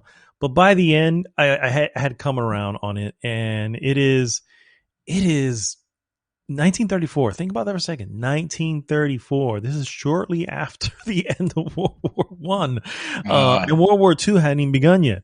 And so, film, you can see some rough cuts. By the way, this is one of like classic. This is literally listed as one of classics back in the day. Yeah. We're not talking about the movie taking the setting being 1934. It was 1934 because it was filmed. It was 1934. Yeah, the cars were like old school. Men acted a certain way. Women had to act a certain way. Yeah. There's a lot of that going on there because it was the time. But it's watching Clark Gable, which when I was younger, I had a few people, even a good friend of mine, Suarez, like called me, had my Clark Gable ears, and then had the weird Clark Gable look, and I looked at him going, that does not look like me at all. You fucking liar. But, anyway, very interesting. I mean, the film is about a reporter, and there's this young heiress who is, I guess she runs away from home because she wants to marry some dude and dad doesn't want to do it. And now she's missing. And the reporter, which is played by Clark Gable, runs into her and helps her to get from Florida to New York by bus. And it's this long trip, and obviously they end up falling in love and whatever. It's a good movie. It's just interesting to see old school movies like this, because this is old school. Again, I've seen plenty of 50s films, but this is the 30s. It's like you can tell technology was very, very different. You can see some of the hard cuts. Like, here's the funniest. That he has sound. I was like, sound was probably new at this point. You know what I mean? He had what was it? There was a scene, right, where she gets frustrated and she like quickly sits up and stands up and runs off. The cut happens so poorly that she half stands up and then it cuts to another side of her and then she stands up and storms out. You're like, wow, this was not edited really well. But again, 1934. It's like, it was weird to see that. But then it also had these really crisp, clear shots where I was just like, how the fuck did they manage that? This is, it's still black and white, but it was like crystal, like really nice. Really? Anyway, really cool. We saw it on Prime, so I'm not recommending this. If you're not into these type of films, just don't even bother. I'm just saying I did watch it and I did enjoy it. So some rewatches. Go ahead, sir. And this would have been a choice at some point if you hadn't picked it up for you, or you weren't. This was not even in your radar. I have a list of many old films. This was not on my list because I wasn't aware of it. Because honestly, I go to lists. What are some of the top Turner classic films? The ones that people watch all the time, and you have Mississippi, the Mississippi Run, or some of the Mississippi River, which has Marilyn Monroe. You have there's a few of them with Rita Hayworth. It's just I have a list of them, and they're lists, like a movie list in Prime.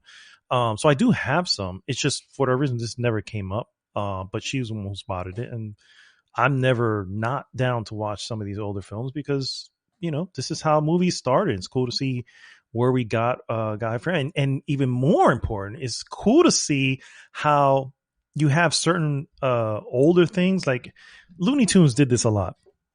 Looney Tunes was always making fun of or aping or doing some sort of parody of something that, as when I was young, I never understood because I didn't understand what they were parodying. You know what I mean? Right. And then when you see these movies, you go, "Oh, yes, that's when Daffy. I get it now. That's what Daffy Duck was trying to do, and whatever, And when he dressed up as Hitler or some shit like that, that. Or some weird shit, or they there's one guy who speaks. Oh man, if you're gonna, this weird dude, and we see him all the time. He always has, like, when they draw him, he has like bags under his eyes, and I think even freaking Aladdin with what's his name? Oh God, rest in peace, Robin Williams. Robin Williams was doing a bunch of things where I'm like, you don't know the where they're coming from, you don't know, you know what I mean? But all these older films tend to fill in that blank. And I see it all the time with other stuff as well. Anyway, so that's kind of why I kind of jump down those roads sometimes. Anyway, rewatches. We rewatched World War Z. Because honestly, actually, it was something my wife wanted to watch. She had put it on. I'm like, hey, I'll watch it with you. And honestly, watch it. You hadn't seen it? Oh, we've seen it before. This was both a rewatch for both. And honestly, holds up all right. You know what I mean? It still holds up okay. I like the lore behind it. I like the fact that they don't really know where the virus came from, and it happened so fast. And it's not a bad movie. It's not a bad movie. No. I'm not saying it because it was bad or anything like that. It's just I didn't think of a rewatch of it, I like watching some of these things. It is definitely a tale of two directors, though, and if you watch the movie again, you kind of see the line, because the movie's globetrotting through most of the film, and then at the end, they're in one location, becomes a standard zombie film. You know what I mean? Right. And you can see it. And then when you read into the stuff, you realize, it's because they didn't have an ending and they had to reach out to somebody else to help them finish the film. It's like, okay, well, that's why you kind of see two different films in here. But overall, still enjoyable. Brad Pitt obviously is pretty cool in it. I like the zombie, the really fast fucking, you know what I mean? That was the craziest part of it. They're called freakers. Well, they're not called freakers here. But the fact that fast, they're freakers to me. The fact that these guys were freaking fast. They weren't playing, dude. When it was like a wave of water. It was like, damn, these guys are fucking. They don't care. They're like rabid dogs, just running and don't even care what they hit or if they run into something along the way. And I like that design. I like that. I was always that, I think, elevated the fear factor a little bit, because it's like zombies are always dangerous, I guess, if they exist, but at the same time they're always slow and shambly. Who gives a shit? You just run away, shoot them in the head from a distance. Not these fuckers. These fuckers here travel in packs first off, and they come flowing in, like I said, like rushing water. It's like, man, this is crazy. Anyway, World War Z, good movie. I hear it's a very good game as well.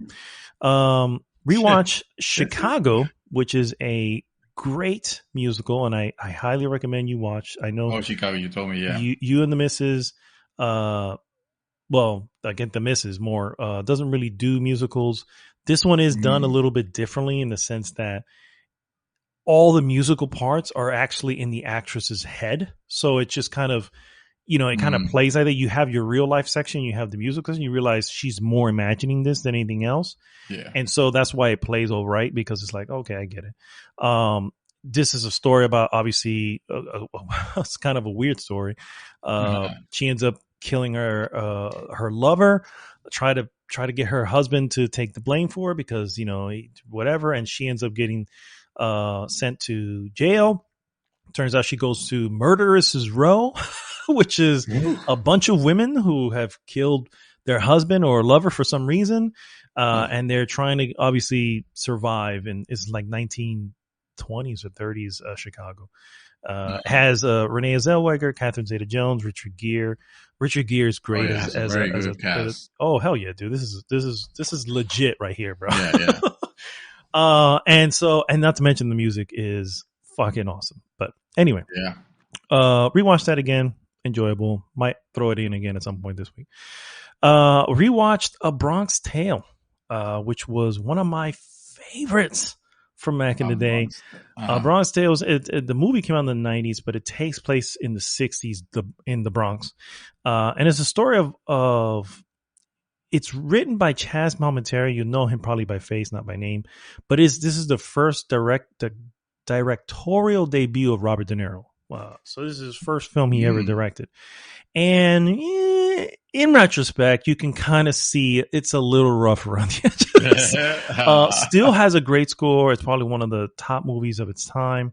But you can definitely see is like, okay, he was early in this. Because there's just a lot of scenes that kind of linger. It's like the two characters says something and then they walk down the street and then the camera's just following them walking down the street for a little bit. Like, why are we still looking at this? Move on to the next scene, right? And it happens several times in the film. It's just like, I'm like, why? Why is this happening? Anyway, it's a great story. It's kid who's Robert De Niro also stars in it.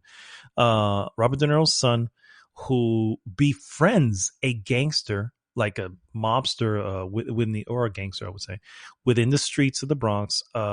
He knows Robert De Niro knows him. Tries to tell him to stay away from him. He's played by Chaz Palminteri, and he's a bad dude.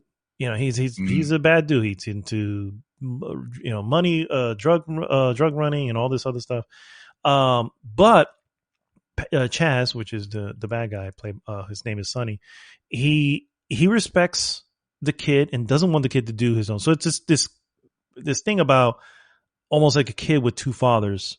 One he's a bus driver, and that's he's a regular working Joe, and then you have he who does what he wants. He hangs out at night, drinks and parties at the bar and all that, and you have the kid who's torn between with some friends who are a bunch of idiots, and it's a crazy time because it's the 60s, and he ends up falling in love with a black girl, which becomes a problem at some point for some folks, and it's like.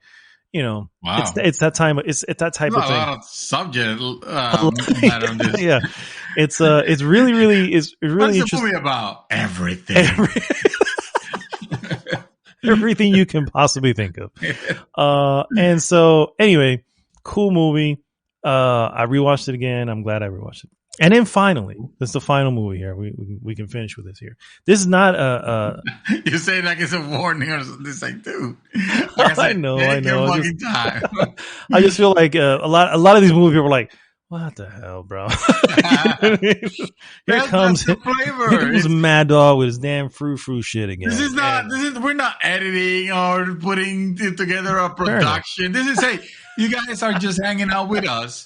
It's just if we have terrible manners and won't let you speak. That's what it is. Yeah, that's about it. That's about right. Yeah. This movie our every day when we're together. So yeah, that's very true. This is actually very true. Very true. So this movie is called Nobody, and it just came out earlier this year. It stars Bob Odenkirk, and it is basically another John Wick film. To be really Oh, about okay. it. You would actually dig this. It is really well edited in the sense that the film is literally 90 minutes. It does not overstay its welcome. It gives you exactly Okay. what you need. So what happens is, so if you look up Bob Odenkirk and you'll recognize the actor. He looks like your looks like your regular guy who can, you can probably push around. You know what I mean? But as with John Wick, it turns out he's not a pushover, and he's not an assassin like John Wick.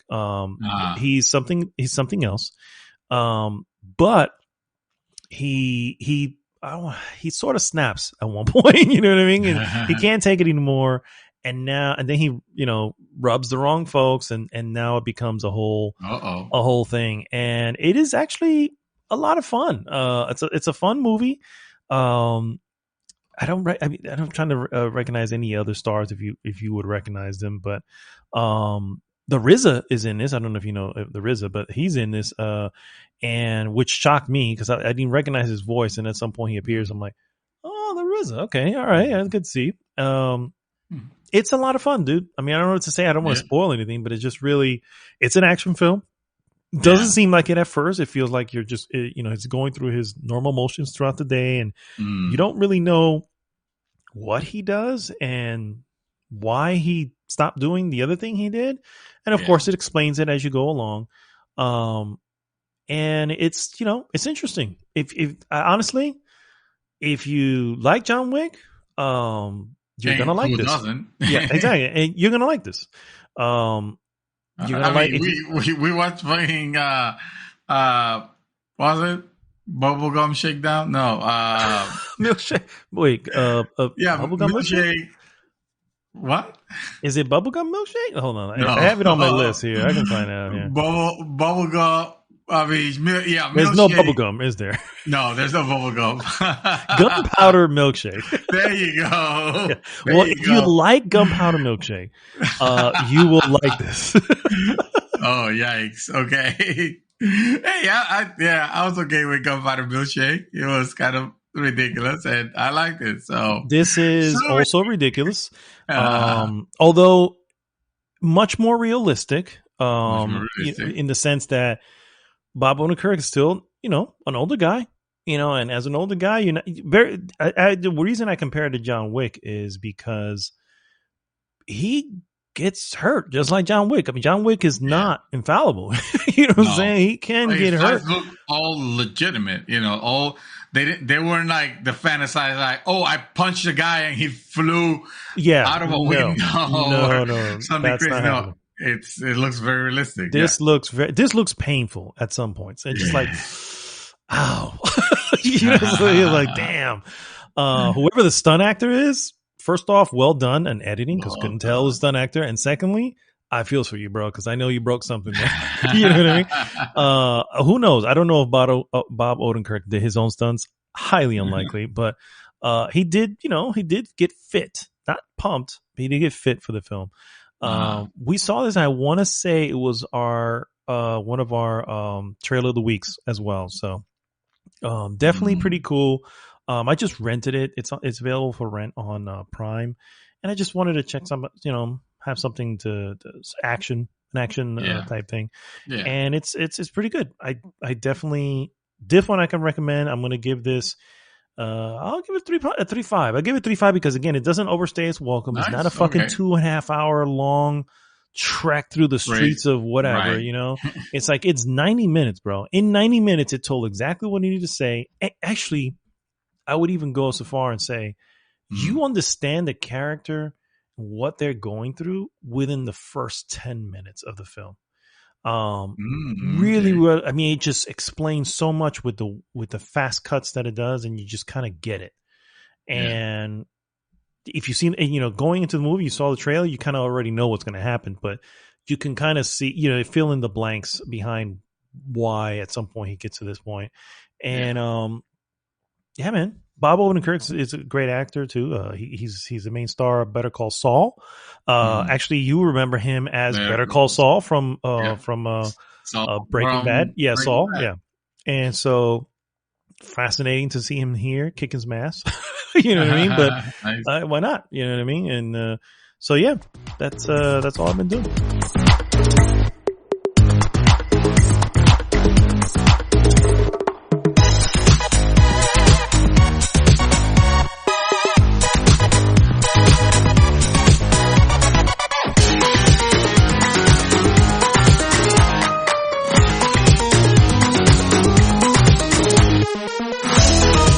We're back, and it is now time for the Mouthful's Games Radar, and we have several blips on said radar for games that came out this week. So I heard we have many bogeys. Yes, many bogeys. Yes. Many bogeys on this list. First and foremost, we have Lost Judgment, came out PlayStation 4, PlayStation 5, Xbox One, Xbox Series X. Just came out today. Lost Judgment is the sequel to Judgment, which is a sequel to a pseudo sequel or side story, or I don't know. It lives story in the Yakuza world or whatever. Yeah. It's also the first Yakuza inspired game that I don't buy. Like I forgot that I had to pre-order it, and Amazon sent me the list like, hey, this game it's on its way. And I was like, no, I'm okay, dude. I'm fine. Cancel delivery. I'm good, fam. I'm good. I'm good. Well, obviously, my son, who is all upons when it comes to Yakuza, he's already knee deep in that shit. Shit! So, is he? Nice. He's already enjoying the hell out of that. So I think he ended up picking up his copy yesterday, so he got it a little early. Wow. Death Stranding. He has connections. Yeah, he must. Or GameStop is like, look, if we give you this, can you at least tell people we do this so people can come here? Because yes, he still does use GameStop. Death Stranding Director's Cut, also available, PlayStation 5 only. Hell yeah! Well, where are you gonna get your copy, sir? $10 for the upgrade. So I don't need to get my copy. I already have my copy, is what you're saying. Okay. Yeah. I don't know, bro. I just don't know. I just don't know. No say. Come on. No say, loco. It's a great game. It's a great game. It is a great game. I'm not going to lie. I really did enjoy the game. But yes, me too. I don't know if I can go through that again. Dude. What did it take us? It took us a good... Let me see. Hold on. It's not that you don't know if you could go through that again. It's you're scared that it might grab you again, and therefore you won't be playing Demon's Souls. I mean, it's possible, and if it does, that'll be cool. But I honestly think I would end up wasting like the $10, even though it's only fucking $10. I get it, but I would end up wasting the $10 and not finishing it again because I realize I've done this before, and I just. You know what I mean? At no point that I feel frustrated with the game, except for when you had those fucking boss fights where it's fucking annoying, dude. And you know, he's running through sludge, and he can whatever. He just felt differently when he was running in those. They're not even hard. They're just annoying. It's just annoying. Yeah, just annoying. And we both said that they were annoying, and they were. Yeah. They didn't change that. As a matter of fact, I think they may have added a few. So, FYI. I think the bosses are they added like a new area or something like that. Like they which would have said bosses, wouldn't it? I'm talking about the fights with the fucking BTs. Yes, the BTs. Those were annoying fucking battles, and I did everything in my power to make sure I didn't awaken one of those battles because it's just annoying. They're just annoying. I did tell you too. I don't know if you remember now, but I did tell you too that I had a what do they call it? A void out or whatever it is, where it like a huge explosion in an area, and you said it didn't happen to you, but it did happen on a freaking boss battle. It was just like it wasn't a boss battle. It wasn't like a planned boss battle, but it was a BT battle that happened, and the entire area, like this huge section of the area, is just completely blown away. Because that's what happens. Remember, it blows up. And it didn't happen to you, but it did happen to me on one of those BT things. It was just like, And it was so weird because he like I thought I got him, and he leaped on, and as soon as he leaped on me, I guess at that point my character died. And that's all it takes. It was like, wow. which was still, admittedly, kind of cool. You know, it was like, it's cool it's kind of cool that, hey, the entire my map is now forever altered because of this huge crater that we caused because of this void out. Yeah. So yeah, the game is main story is about 40.5 hours with some extras somewhere around 58.5. So that's close to 60 hours, bro. I don't know if I can do that again. I know once it grab you, it will grab you. But I hear you. You know, you don't want to. You're not ready to put that. You may be right. It's possible. It's possible. Yeah. If you go down this road again, maybe. Hey, I grabbed it because one thing I know is, hey, I started playing this Demon Soul games, but this ain't Dark Souls. It's very close, but it ain't Dark Souls. B, I can see myself at the point of, let's take a little bit of a break. That's why I decided to make my character as complete opposite as the character that I played. And I can see V on the side like, okay, let me just throw this out there. At the very least to test. I've heard that the exclusive PS5 features are nice. Okay. You know. That's true. Yeah. And I can only imagine what the rain feels like with the, DualSense. Yeah. Yeah, exactly. I mean? With the dual. Oh, that's another. Yeah, that's another thing I forgot to mention about Demon Souls. Man, what a disappointment! Oh, it doesn't use anything. I mean, it's just Rumble. It doesn't. Oh, nothing specific. Anything. It's like at least put it in a patch or something. I mean, I doubt that they will do this now. Not now. Yeah, not now. But man, it would have been awesome to have those. Man, that kind of sad. Then at that point, I mean, can this thing run on PlayStation 4? I mean, at that point, right? Because it could probably run on PlayStation 4. Probably not a 4K 30. Definitely. 4K 60. No, probably not. But you can't do that on PlayStation 4 anyway. Yeah. Yeah. Okay. All right. Well, we'll jump. Yeah, that was something that I wanted. That was very important that I wanted to bring out, and I forgot. Okay. Oh, more games. Actraiser Renaissance, which crazy. Came out of like nowhere. Void out. Yeah, pretty much void out. PC, PlayStation 4, Switch, iOS, Android, no Xbox. That's a little sad. Came out yesterday. Looks really good. I mean, I just I don't know where Actraiser. When I heard Actraiser out now, what world do we live in? Also out now, Castlevania Advanced Collection. Yes. This includes, let me see, Castlevania Circle DS. Of the Moon, a bunch of DSs. Yeah, Castlevania Harmony of Dissonance, Castlevania Aria of Sorrow, and then finally Castlevania Dracula X. And the previous one also. I was actually very into those. It was crazy because I will get lost. I hope you're playing this at work when work was really slow. Not at the job that I currently have, but a previous one where I used to work that, Abel, right? It's not at a bank. It was, but they were fun because it was like, well, you get lost. What's the worst that can happen? You're still playing. You're still waiting to get a call, So and it's mad slow. So sure, I can just get lost. And but yeah, I never got to finish them. Okay. At one point, it was like, okay, I'm good, fam. I'm good. Yeah. And in the final, games. Yeah, I mean, obviously, there people are clamoring for Castlevania games, and Konami just keeps doing this instead of giving the license to somebody to make a new one. But it is what it is. And the final two are some indie titles: Sable, coming to PC, Xbox One, and Xbox Series X, a game that I've had on my radar for a long time. It is currently only on PC and Xbox consoles. Not enough to make me switch over to that console, but enough to make me say, hey, you guys, this is definitely a title you want to check out. Really cool desert wanderer, almost not exactly journey-like, but something along those lines, a little more cel-shaded. Always caught my eye. Looks really cool.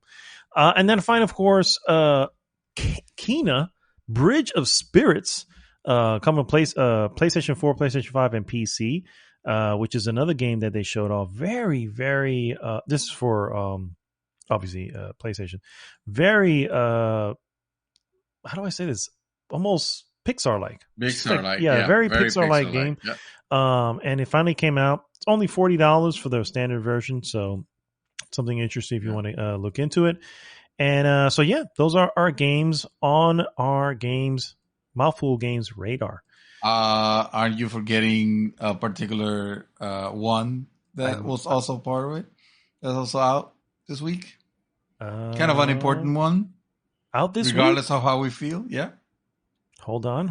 I feel like I'm missing something because I got this from a reputable site, so I don't know now. You would make an effort to forget this one, but No. I'm not gonna let you, sir. Hold on. Don't tell me. Don't tell me yet. I got that reputable site back up, and I want to see what could it possibly be that came out this week. It was this week, right? It wasn't like earlier. This week. Let me see. World War Z, Source of Madness, Teacup. What the fuck else is there? Diablo 2. There you go. Diablo 2 Resurrected. Yes, that's right. Kind of a big one. Is it though? No, just it is. It fucking is. Whether we like it or not. Fair enough. And I like it. Though I haven't bought it. This is a huge one. I don't know how you missed it. Maybe because you dislike Diablo games. Hello. I'm not going to play Lost Judgment, but I respect it. I know what it is. I'm not going to be able to play Sable, but it still needs to be mentioned. And for some reason, no. It's just I'm going on the list now. I'm like, how did I skip this? I don't understand. September 23rd, Diablo 2 Resurrected, PlayStation 4, PlayStation 5, Xbox One, Xbox Series X, Switch, and PC. So pretty much everywhere except for Stadia. Stadia. So I just bought it for you. So see you in the battleground. Okay. All right, guys. It's time for our useless news that you can use. And as useless as Mad Dog playing Diablo 2. I'm going to start right off the top with the Nintendo Direct that they apparently laying out looks like the next year of shit that they have going on. Yeah, Nintendo decided that, you know what?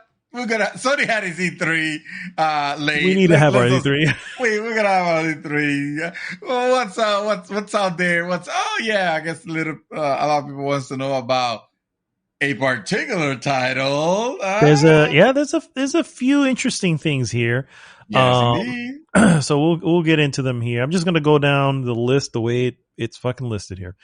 First and foremost, new trailer and new content for Hyrule Warriors: Age of Calamity was shown off.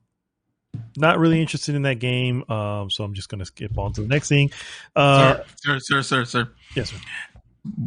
When you get to the set title one, yes. Can I? So you can interject at any point. It's the announcement. It's the announcement that got me the most excited. At any point, yes. Yeah. But you know which one. I'm pretty sure I know what it is, but by all means, sir, interject as you see fit. Okay. Disco Elysium Final Cut will arrive on Switch October 12th. That's good. That's really good. Yeah, that's an excellent game. So it needs to be there. Chocobo GP brings Final Fantasy racing game coming to Switch in 2022, and this game looks horrible. Why? Yeah, this does not look good at all. Who at all. Chocobo racing. Is this Square going, hey, it's time. We need to make a kart racer. Let's happen. Make it happen now. Yeah. It does not look good. People didn't like our battle royale idea, so I guess we're doing a fucking kart racer. One of these things got to fly. Yes. Deltarune Chapter 2 makes its way to Switch basically the same day that this game that the direct occurred. And I'm is still available. convinced that you need to play those games. Deltarune? Deltarune and the previous one, Undertale. I played Undertale. To completion?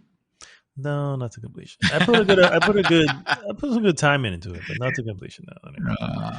No. Mario Golf gets new characters and new courses, making the game slightly complete at this point.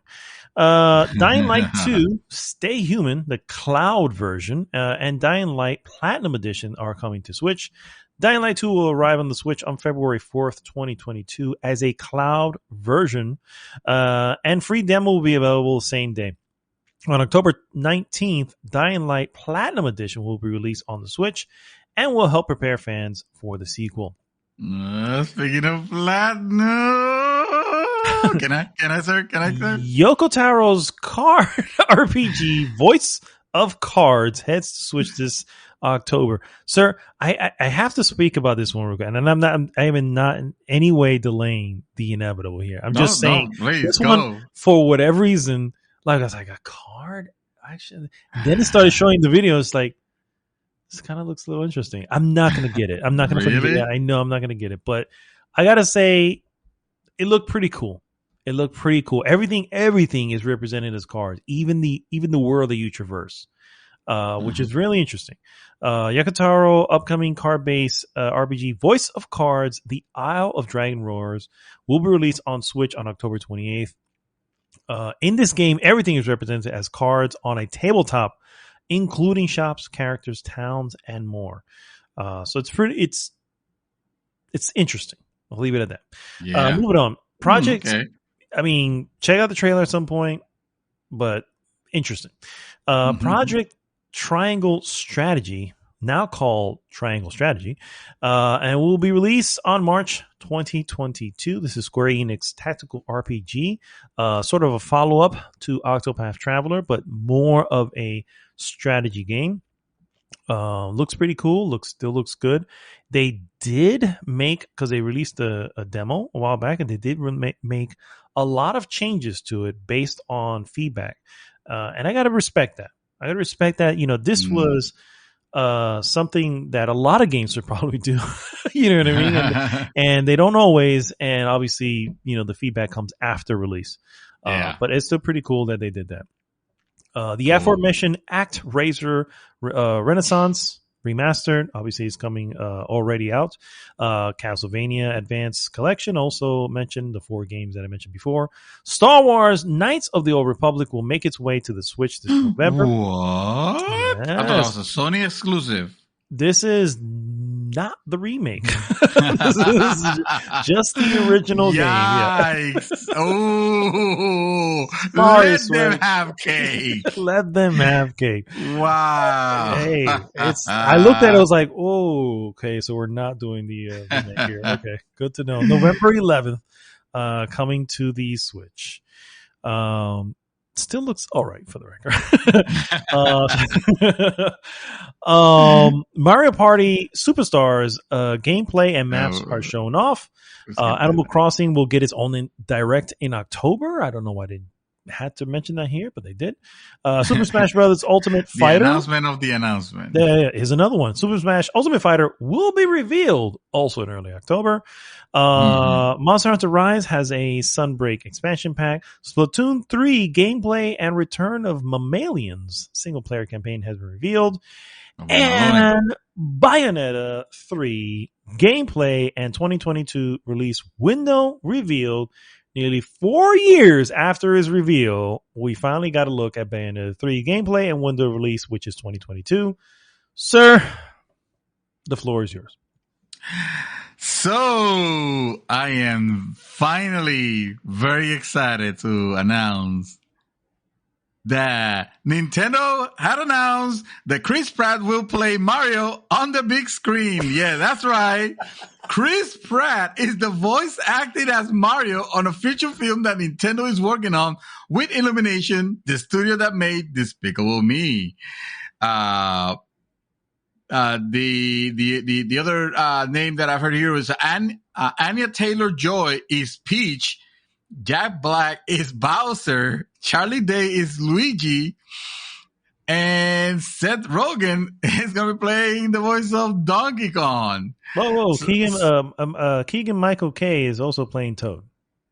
Oh, there you go. I don't know why this one doesn't mention it, but there you go. So more reason to be excited. What? You guys thought I was going to talk about Bayonetta 3? That shit looked awful. It did, right? Thank God. I'm glad you said that, and I have to say it. I was just looking at it going, this looks and feels nothing like the first Bayonetta. It looks dated AF. It looked Nintendo'd. Yes, thank you. I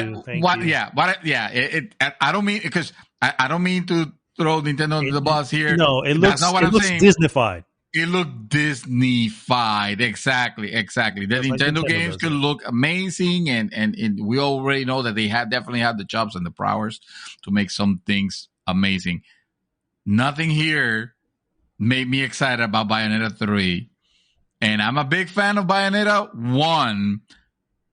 I thought Bayonetta 2 was okay. But to be fair, that was another trailer that the first time I saw it, I was like, ooh, I don't know about that. So could it happen here?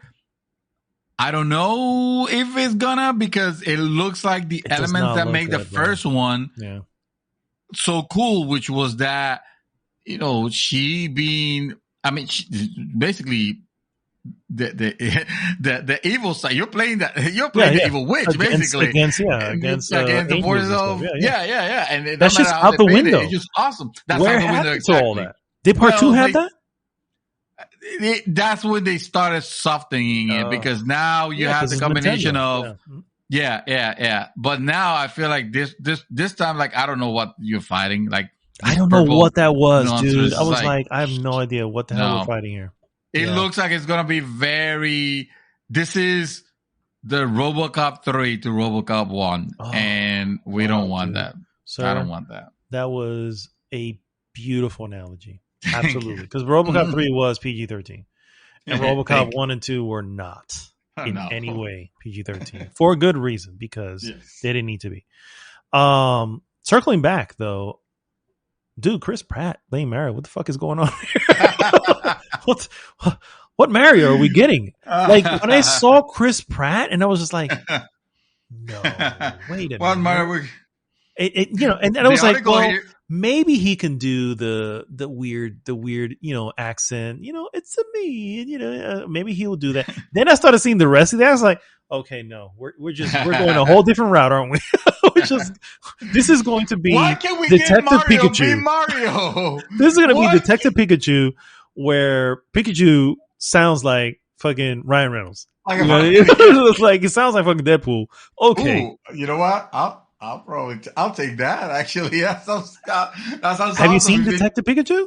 No, I want to. I want to go, because I definitely have to. Because at first I was like, Sega fanboy. I wasn't sure how I would feel about it, but Detective Pikachu actually turned out to be a pretty good movie. So here, was it humorous? It was funny. It was. Dude, you cannot not be humorous with Ryan Reynolds. It's just the way. It's not going to happen. Yeah. So here, I feel the same way. I feel like if they nail it, because who the hell knows what's going to happen here? The only other basis of comparison we have is the '80s Super Mario film, and honestly, you can only go up from there. But Chris Pratt playing Mario, Charlie Day as Luigi, dude, I was flabbergasted. I was like, what? Jack Black as Bowser? Yeah, back as Bowser. How awesome is that? I am still kind of in shock. I'm like, okay, respect though, because I think they've chosen a route. You know, it's like you went with a route, and okay, we'll go with that. You know what I mean? I feel like that's what's going to happen. You're going to hear Mario, and maybe he's not going to sound like fucking Chris Pratt, but he's definitely not going to be "It's a me, Mario." No. You know, he's not going to be doing that shit. He's probably going to be a little bit more down to earth, fucking Like a normal, like he's not gonna sound like Mickey Mouse. What you saying? I hope he doesn't. First off, that, in many ways, that's a little insensitive to Italians. Let's be real. I mean, what the hell? It's just because he's an Italian plumber, he's got to sound like fucking, I don't know, Liberace or whatever the fuck, So, anyway, very fascinated by that. That is coming out a holiday of 2022 is what they announced. Yeah. No, yeah, holiday of 2022, and this thing I have here is 2021, which is definitely not this year. Seth Rogen is Donkey Kong, very weird. It's just very, very odd. You picture the characters and you just go, there really isn't anybody who can play these characters. There's no real actors who could. And then you hear the ones that announced, you're going, wow, that just further proves what I just said. None of them can, I don't know. That's the immense fact that there's just no. Last few of them, because apparently I misread where you were leading for, even though you misled me in many ways. Nintendo Switch Online members will be able to pre-order Nintendo 64 and Sega Genesis controllers for Switch. And why would they want to do that? Well, why would they want to subject themselves again to the fucking Nintendo 64 controller? Please, honestly, tell me. I stand by what I have always said, and it said for its time, it was an excellent controller. It is not that anymore, and there is no need to ever return to that. The Jurassic era, like when the fuck? I mean, sure. Well, wherever you want to call it. Before there were any analog sticks, before fire was discovered, before any sticks were invented for a controller. Yes, the Nintendo 64 controller was pretty legit. Just because you can make a stick doesn't mean you should. Regardless, it was pretty legit. Again, though, why would you ever? I think again at this point, why would you ever? That's like going back to the first DualShock. Why would you ever want to do that? Nobody wants. No. I mean, I can understand the why. But you don't need because. That. No, you don't need it. But if you want to have the like, if you're playing one of those games, you want to experience or try to have the that original controller experience as much as you can. That's why I bought the freaking 8-bit Go. Yeah, but for a bunch of games Super that are like that. Nintendo controller is still pretty legendary. But you won't play Nintendo 64 games with it. No, you wouldn't, but you wouldn't need to. That's what I'm trying to say. Is like right now, the sticks that are on the freaking Pro Pad or even the fucking Joy-Cons, are enough to emulate what you needed to emulate. It's just just like you can play a fighting game with a controller, but some people opt to go for the arcade. The arcade for a reason. People still do it, and Nintendo's going to make a lot of money off this because that's what they fucking do. People are going to do it just to do it. But I'm not defending the fact that they're releasing that abomination again into the world. I'm just saying I understand why people will want it. Well, one of the reasons, of course, is Nintendo Switch Online will have its own expansion pack, because that's a thing now. And of course, this will include Nintendo 64 games and Sega Genesis games. Launch lineup 64 games include, of course, Super Mario 64, Legend of Zelda Ocarina of Time, Mario 64, Star Fox 64, Sin and Punishment, which really was not a good game. I don't know why they keep thinking that. Super Mario, Dr. Mario 64, Mario Tennis 64, Winback, which is odd, and Yoshi's Story. Sega launch lineup will have, of course, Sonic the Hedgehog 2, completely foregoing Sonic the Hedgehog 1, Streets of Rage 2, Echo the Dolphin, Castlevania Bloodlines, Contra Hardcore, Dr. Robotnik's Mean Bean Machine, Golden Axe, Gunstar Heroes Musha, Fantasy Star 4, Rise Star, Shining Force, Shinobi 3, Return of the Ninja Master, and Strider. And then, of course, Strider, wow. finally they announced Kirby is making its own way into its own 3D game, Kirby in the Forgotten Land, which will come out spring of 2022. And that, my friend, is everything announced at the Nintendo Direct. They had a good showing, evidently. I mean, Nintendo fans should be happy. Very and happy. Yep. Hey, we know that Bayonetta exists. It is a thing. It is a thing. We'll see how it gets ends up being formed. I still like the IP. But we gotta admit diminishing returns here. Yes, yeah. Since it got acquired, the IP got acquired by Nintendo. I'm sorry. I first off, I wasn't a huge fan of Bayonetta, and I even have it now for PlayStation 4, I guess in this case. And I even started it, and it does have some older control schemes, and it is what it is. It's a product of its time. But I still respect the artistic vision they were going for, and I feel like that artistic vision has now suffered because it's owned by somebody else. And part 2 showed that off whenever they showed the trailer. I was like, oh, so her clothes are not made out of hair anymore, or they don't need to be anymore. And of course, you go this one, you're going, now we're just taking on regular old Final Fantasy monsters here, aren't we? Yeah, exactly. And no more crotch shots. or ass shots. Yeah, exactly. Ass shot, exactly. Not that we need them in gaming, for the record. I get it. But well, you need them in Bayonetta. But I was going to say, if this is the product you were, I mean, look at No More Heroes. No More Heroes still does its thing. As wacky as it is, as crazy, it still does. It doesn't let go of its vision at all. It just owns up to it. And here we are. So yeah, they kept saying like, oh well, we wouldn't have had any sequels to Bayonetta if Nintendo wouldn't have picked them up. And now I'm thinking like, then you should have just stuck with the one. Yeah, maybe you should have done something else then, like maybe Project Eve, which is looking a lot more enticing now. That got announced in many ways. In many ways, yes, in many ways. Ass shot. No.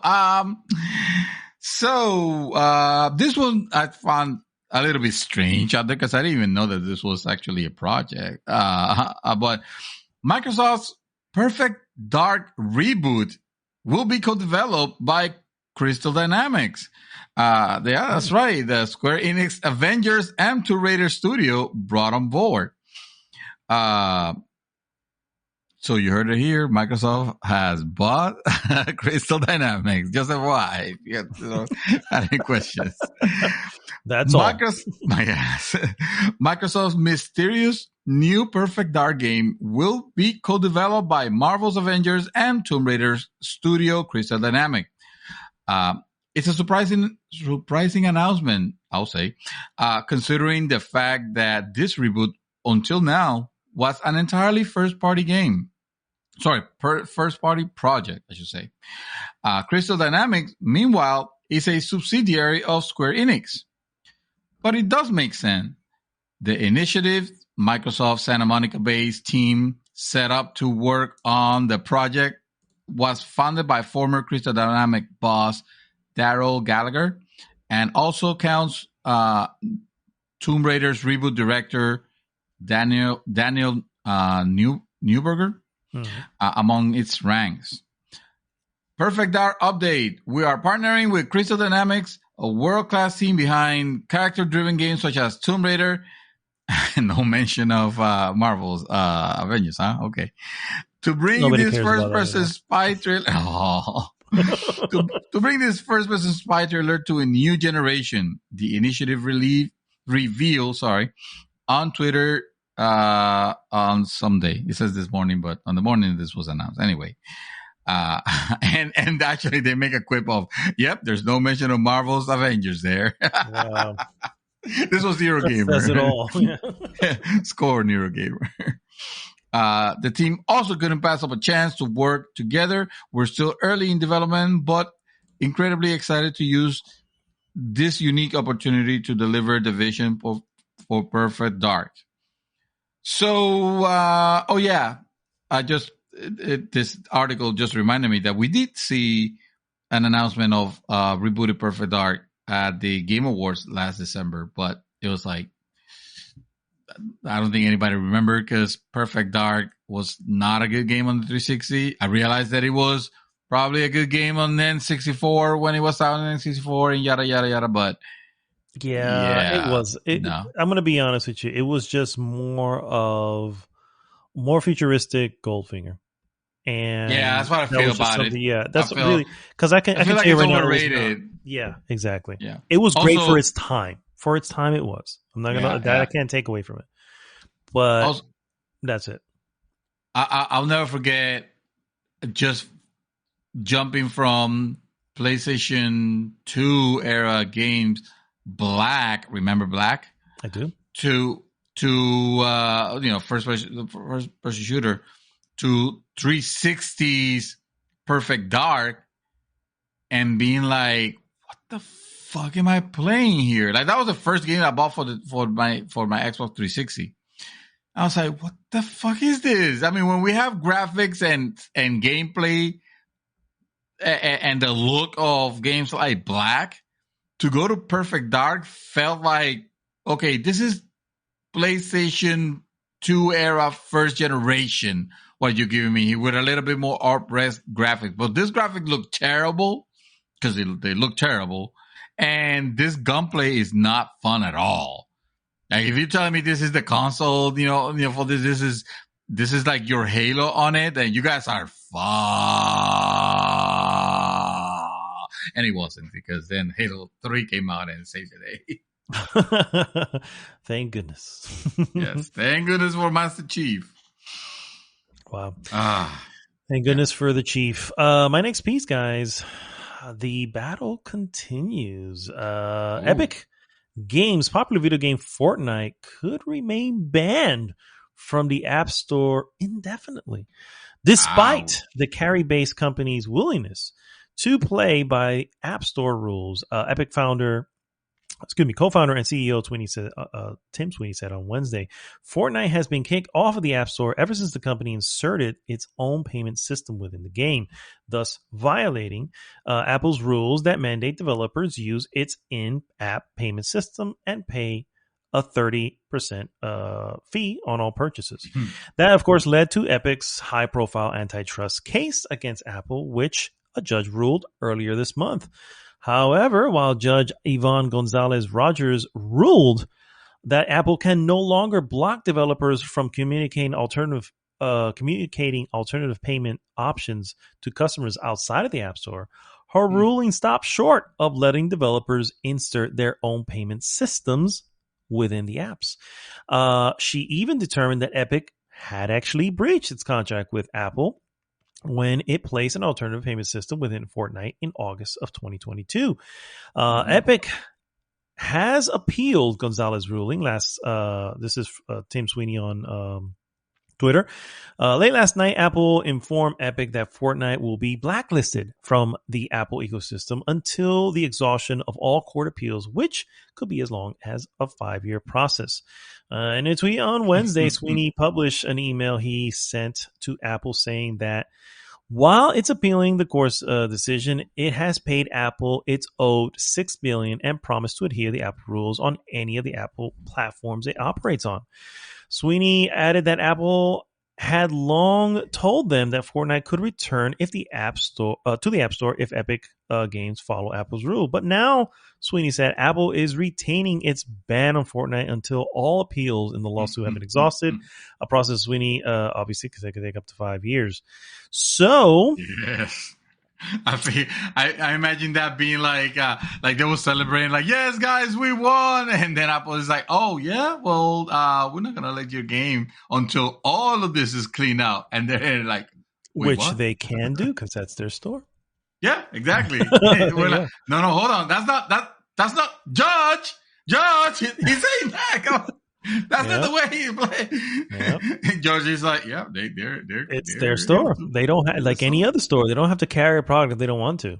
It can be whatever. And like they said, they did breach the contract regardless of anything, and they stood up. The ruling stands up to that to say that they did. But of course, Sweeney is going on saying Apple lied. They said as long as we do whatever, they'll let us back in. But now that was never in writing, wasn't it? You know what I mean? Remember that contract you broke? That was in writing. No. So yeah, there was no contract. So there was no contract saying that you if will you abide by understand our what rules. one is. Yeah. So not that I am supporting Apple here, because clearly I'm not. I can give a shit about Apple, but frankly, I can give a shit about Epic too. So it's like, hey, whatever. But I give a little bit more shit to about Epic than Apple. I'll give you that. But a contract's a contract. So exactly. That's like it or not, the judge ruled that you breached said contract. Yeah. And at that point, I mean, don't get me wrong, I understand the fight. Mm-hmm. And here's the reality of it, really. I understand the fight and what you're trying to do, and will that help other smaller developers and all that stuff? Absolutely. But you still need to be the martyr. Are you going to go ahead and be that martyr? Yeah. You know what I mean? Because that's the whole deal. At some point, because the reality is you still did something against said contract in order to get to this point. And while you have a good point behind you, that doesn't suddenly take away the, I'm trying to be an example that would make sense legally. But I can't think of one. This is a perfect, this is self here. It's like you're trying to make it so that you don't have to, within the marketplace, you can do whatever it is you need to do in order to remain competitive.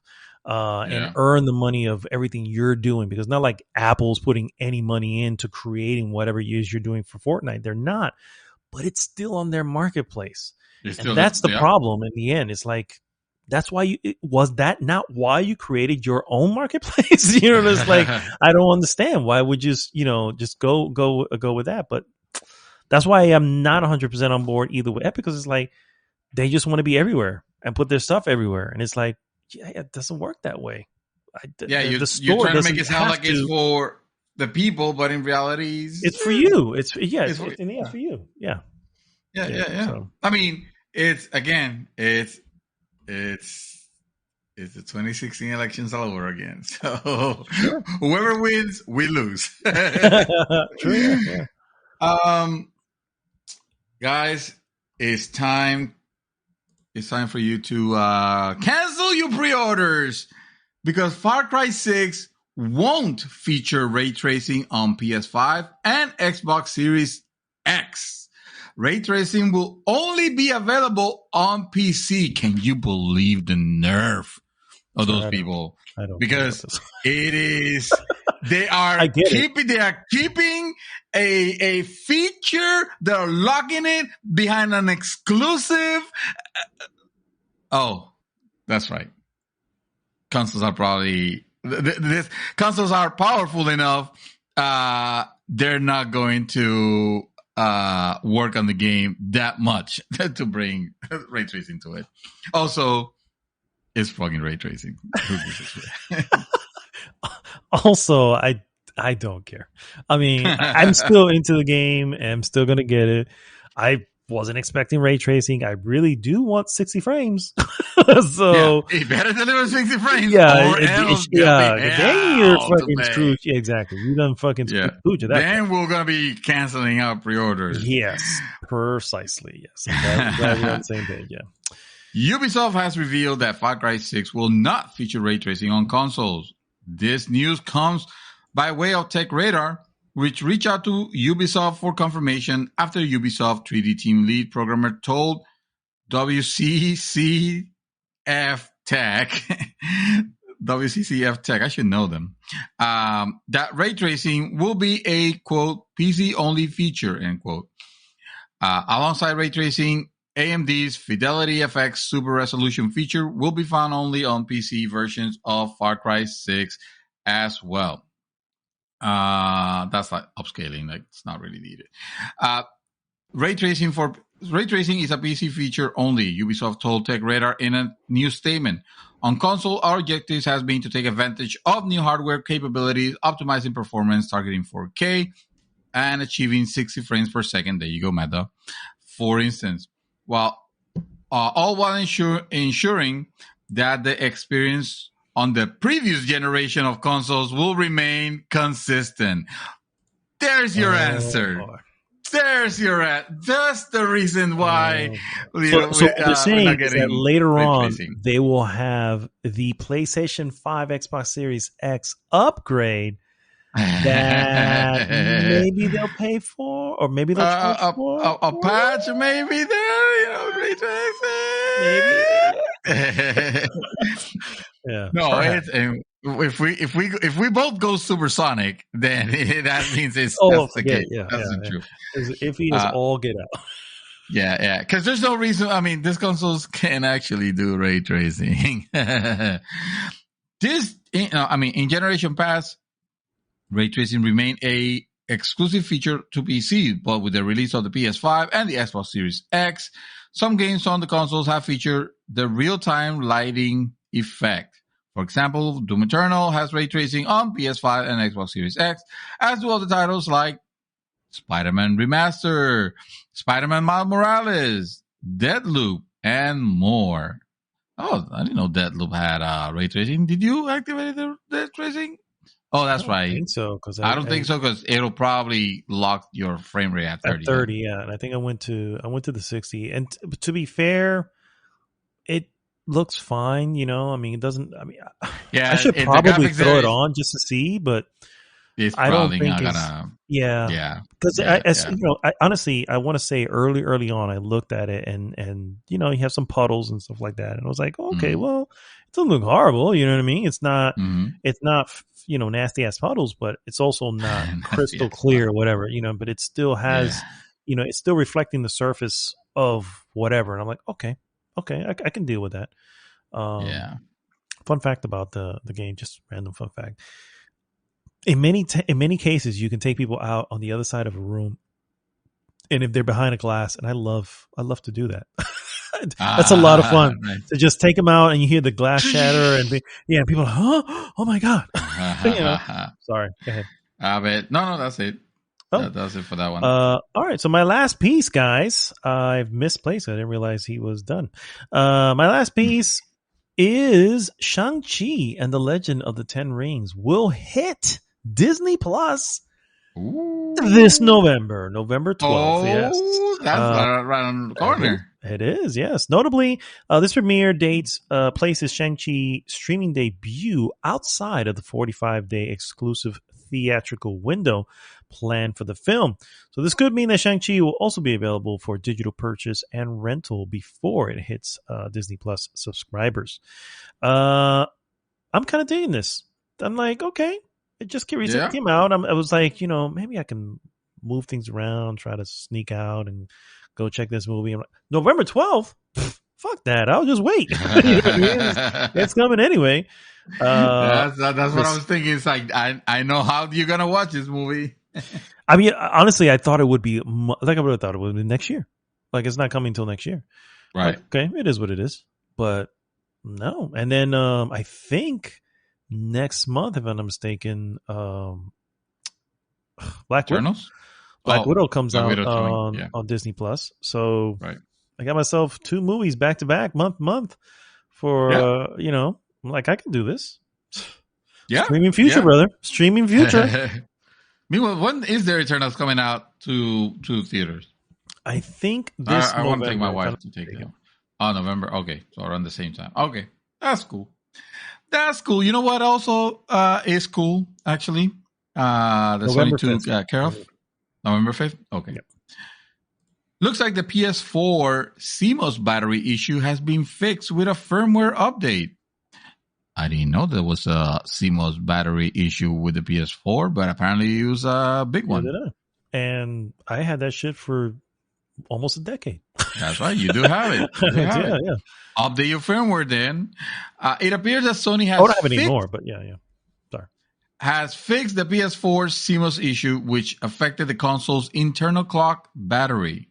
The issue was addressed with the release of firmware 9.0, which is good news considering if the console battery died, it will reset the clock back to 0 and render both physical and digital games unplayable. Wow.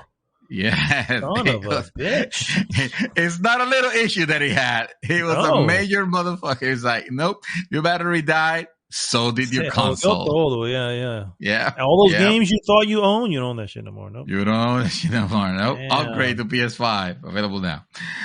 Now, PS4 consoles called planned obsolescence. No. That's not what they're doing.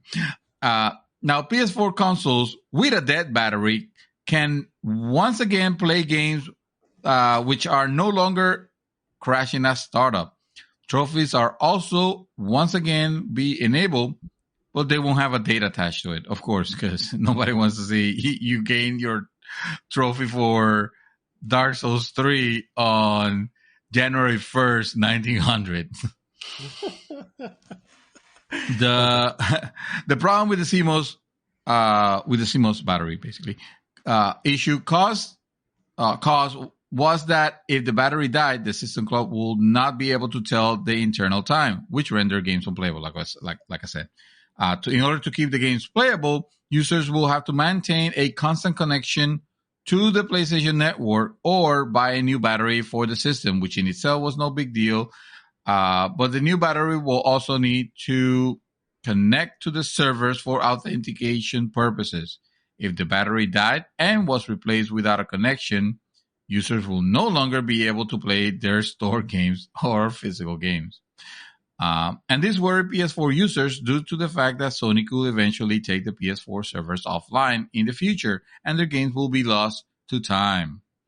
On a serious note, one of the I joke about the PCMR and all that crap, but one of the reasons why I tend to choose also putting it, buying the PC version, even if I would prefer, let's say to have the couch option, when the console is not supported anymore, what's going to happen with those purchases? Because I got a lot of 360 games that, I don't own an Xbox, right now. I can't. They're carrying over now thanks to Microsoft. That's true. Yeah. That's true. But for how long? It's not guaranteed. Yeah. Microsoft. Not as the PC. What's that happens to Steam? Nothing is infallible, bro. You know what I mean? But I feel like with Steam, there's no generations to worry about. There's no generations turning off. Steam started in 2004, and so far I can go back and play the 2004 game that I bought, which was Half-Life 2. No, I know what you're saying, but again, what happens if what happens if some massive lawsuit hits Steam and suddenly they're on the ropes, you know what I mean? And now I don't think this is going to happen for the record. I'm not saying that. I'm just saying, we have a better chance of getting hit by a comment. You say exactly. That, the likelihood of this happening is very, very low. But I'm just saying that. Just saying, what if you die? It's like, well, I guess I won't be able to play my Steam library if I die. Exactly. What are you going to do then? Say, hold the other game. No, I'm just kidding. No, what I'm trying to say is I feel like Microsoft is understanding that now, and Microsoft is another big company that can handle keeping these libraries going, right? And they benefit because Windows, they own Windows, which happens to be the PC. Like it or not, Sony's going to have to buy in on this. It's just the way it's going now. Have they bought into it? No, not yet. It's kind of half-assery at this point. The next. Well, look at this. This is a very good move. They probably could have said buy a PS5. You'll be able to continue playing them there. But no, they're choosing to. Well, let's create and that's actually the noble way of going about it, which I applaud. They're saying, well, if your battery died, then let's take that part out of the authentication and let you continue playing your games that you have bought. Even if you can't connect to the PSN, you bought this fucking games. That's basically what it's doing. So the CMOS battery, which is the one in control of the keeping the time, basically, when you turn off your console, when you disconnect it, you don't have to worry about that anymore. So I would say that's actually a very nice step forward. That's their way. So supporting that. I don't know if they did the same thing with the PS3. I will assume so, because I feel like we would have heard about it if they didn't. Well, PlayStation 3 games going. I mean, I don't know if the PlayStation 3 had issues with the battery that suddenly you lost fucking contact with shit. Well, if it has a battery, at some point, it's going to have. Now, the question is, are they using the battery for authentication also? Like, are they using the clock for authentication? That's the question. I don't think that, I think we would have. Maybe not. I think we would have been heard that by now. That's what I'm thinking. Yeah. And also, I wanted to bring this one up because I found it interesting that the U.S. government is now investigating Activision Blizzard, and Bobby Kotick has been subpoenaed. This one is no longer just a California state matter. No, now it's on the federal level, right? You'll say the federal level if it's the U.S., right? The U.S. Securities and Exchange Commission has reportedly launched a wide-reaching investigation into Activision Blizzard, with the government agency looking into how the embattled publisher, I will hardly call them that unless they mean like with all the suits that they've been getting lately, handled the multiple allegations of sexual harassment, abuse, and toxic behavior that became public following the California Department of Fair Employment and Housing lawsuit filed in July. The SEC, or the Securities Exchange Commission, has subpoenaed Activision and several of its high-ranking executives, including CEO Bobby Kotick. In a report by Wall Street Journal, it was revealed that the SEC has begun investigating Activision Blizzard and is asking for the Call of Duty and Warcraft publisher to hand over various documents. This include the personal files of six previous employees and the records of CEO Kotick's communication with executive relating to the numerous complaints of sexual harassment and discrimination levied against Activision Blizzard.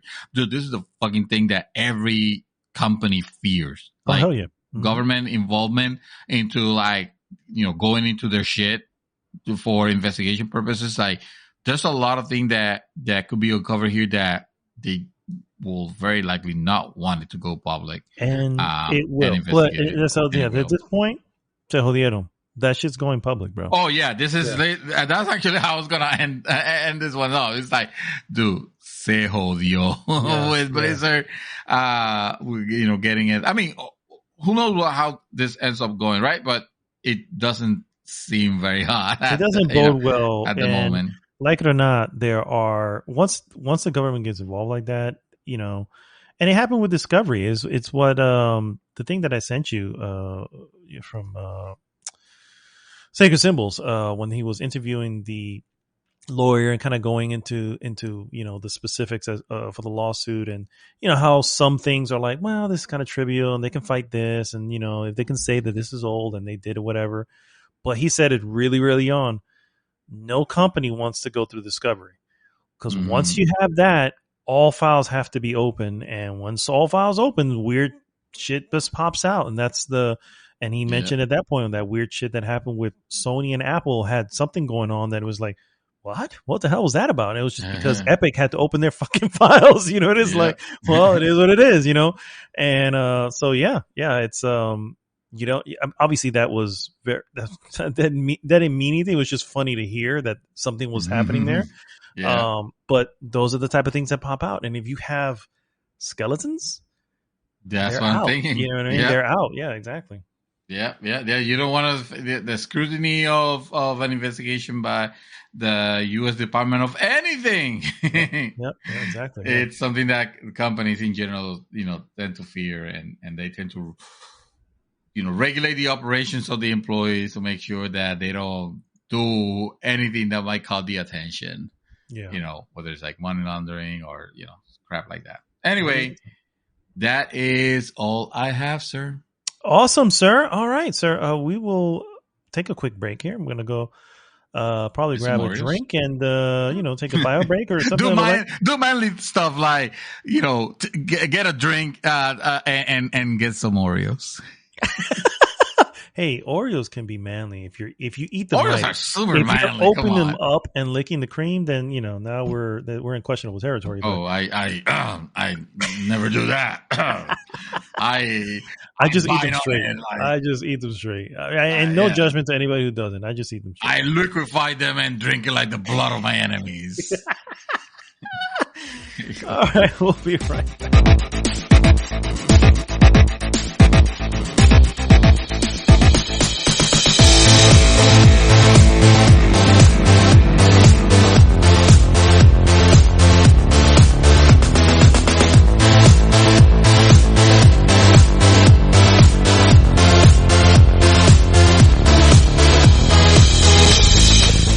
We're back, winging it.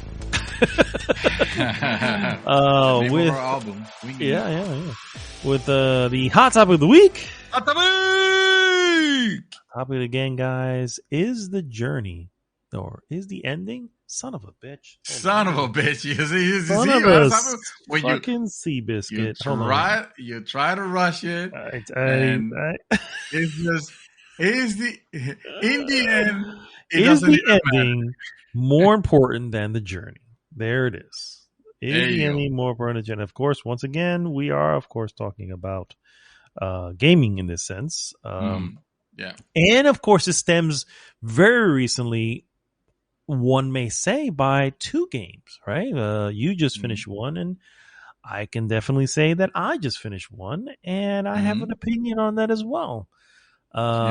Overall, and but you, Mr. Dream Twister, have a little bit more to go on and kind of more to elaborate on the subject. So, by all means, sir. So I don't intend to lead here or anything, but the idea came from experiencing the ending of Dark Souls 3, where. As we already discussed at the beginning of the show, after this amazing playthrough where it took me to many different places, and I had probably one of the best times that I can recall. I just get a 15, maybe 10, 15 second cutscene. It kind of locked me into just that one type of ending, and credits rolled, and I was like, oh, okay, I beat Dark Souls, but I know that I'm supposed to be satisfied, and to be fair, I was satisfied that I finished it, but I'm not sure I was so much with the payout at the end. And don't get me wrong, it's not that I was expecting, I don't know, like I'm not expecting a Kojima level ending breakdown with commentary and shit or anything like that. A nicer cutscene, perhaps, or a little bit more work put into the ending, into at least the particular one I've gotten. Although I've also seen the other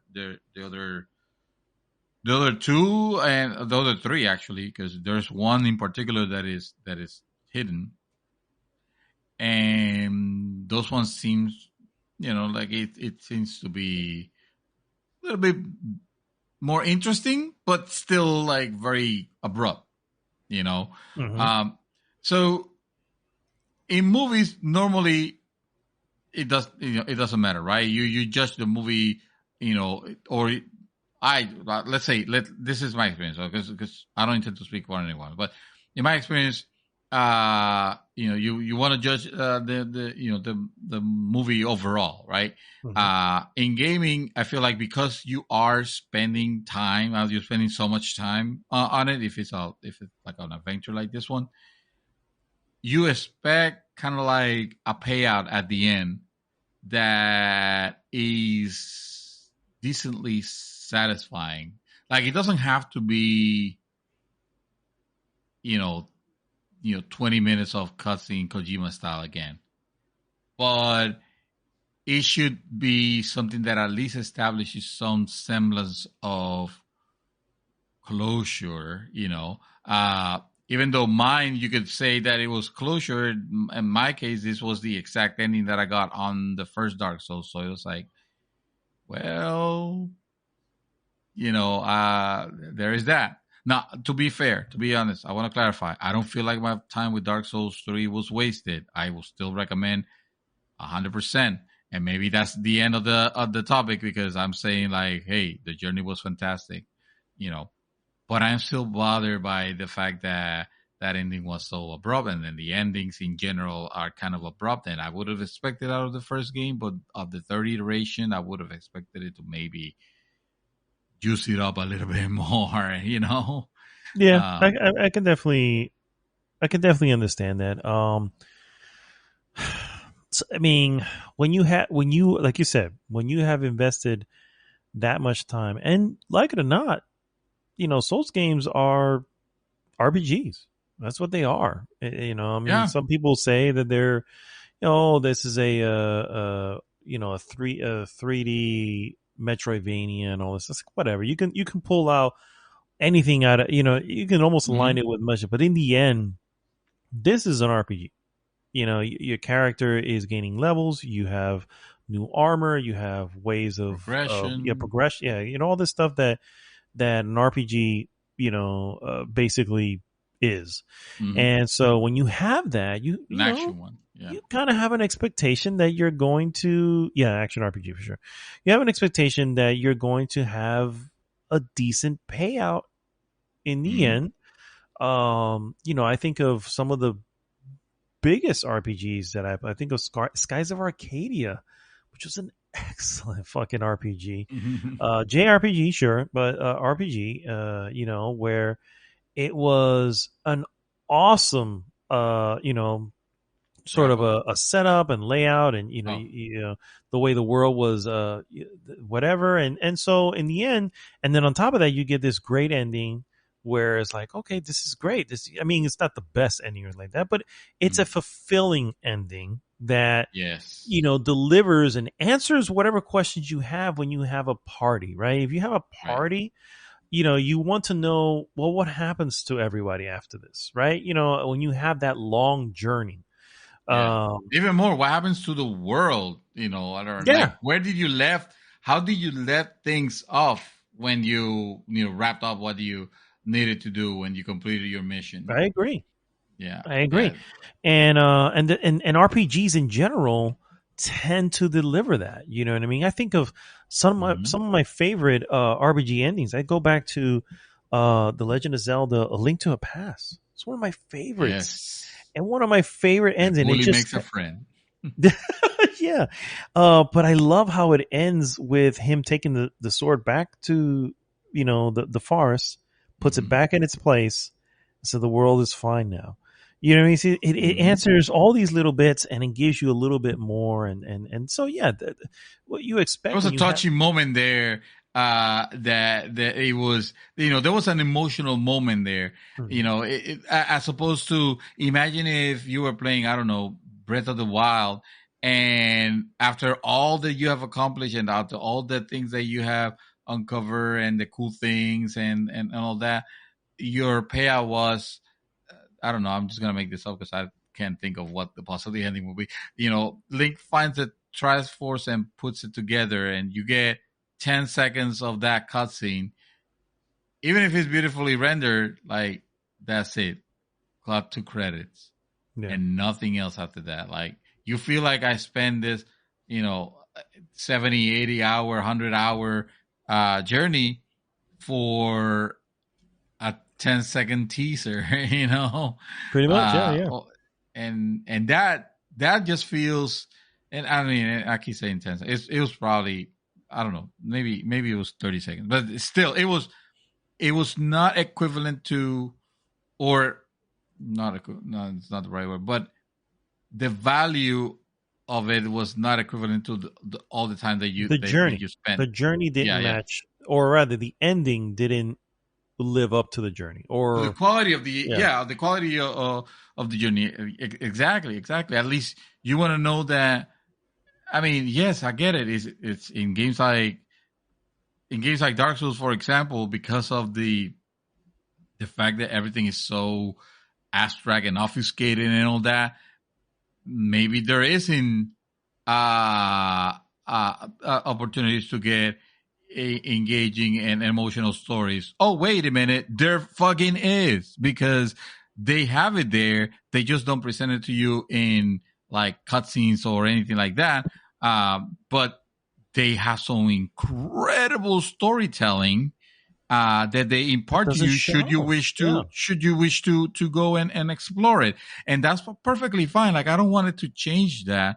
I just think if we're gonna if we're gonna finish this chapter, um then this is the part where you actually let it out. This is the part where you know give me, I don't know, a breakdown of like I how wanted my more. decisions affected Yeah, the world. Like I told you, in my case, I didn't experience a lot of sections that you had, because I didn't go, I guess, too much off the beaten path like I thought I was going. But hey, then that's fine. Show me the consequences of that, maybe, don't leave me with just a short. And this is just the last. This is just an example because it's the most recent one, but there have been other instances of games that I've played where maybe the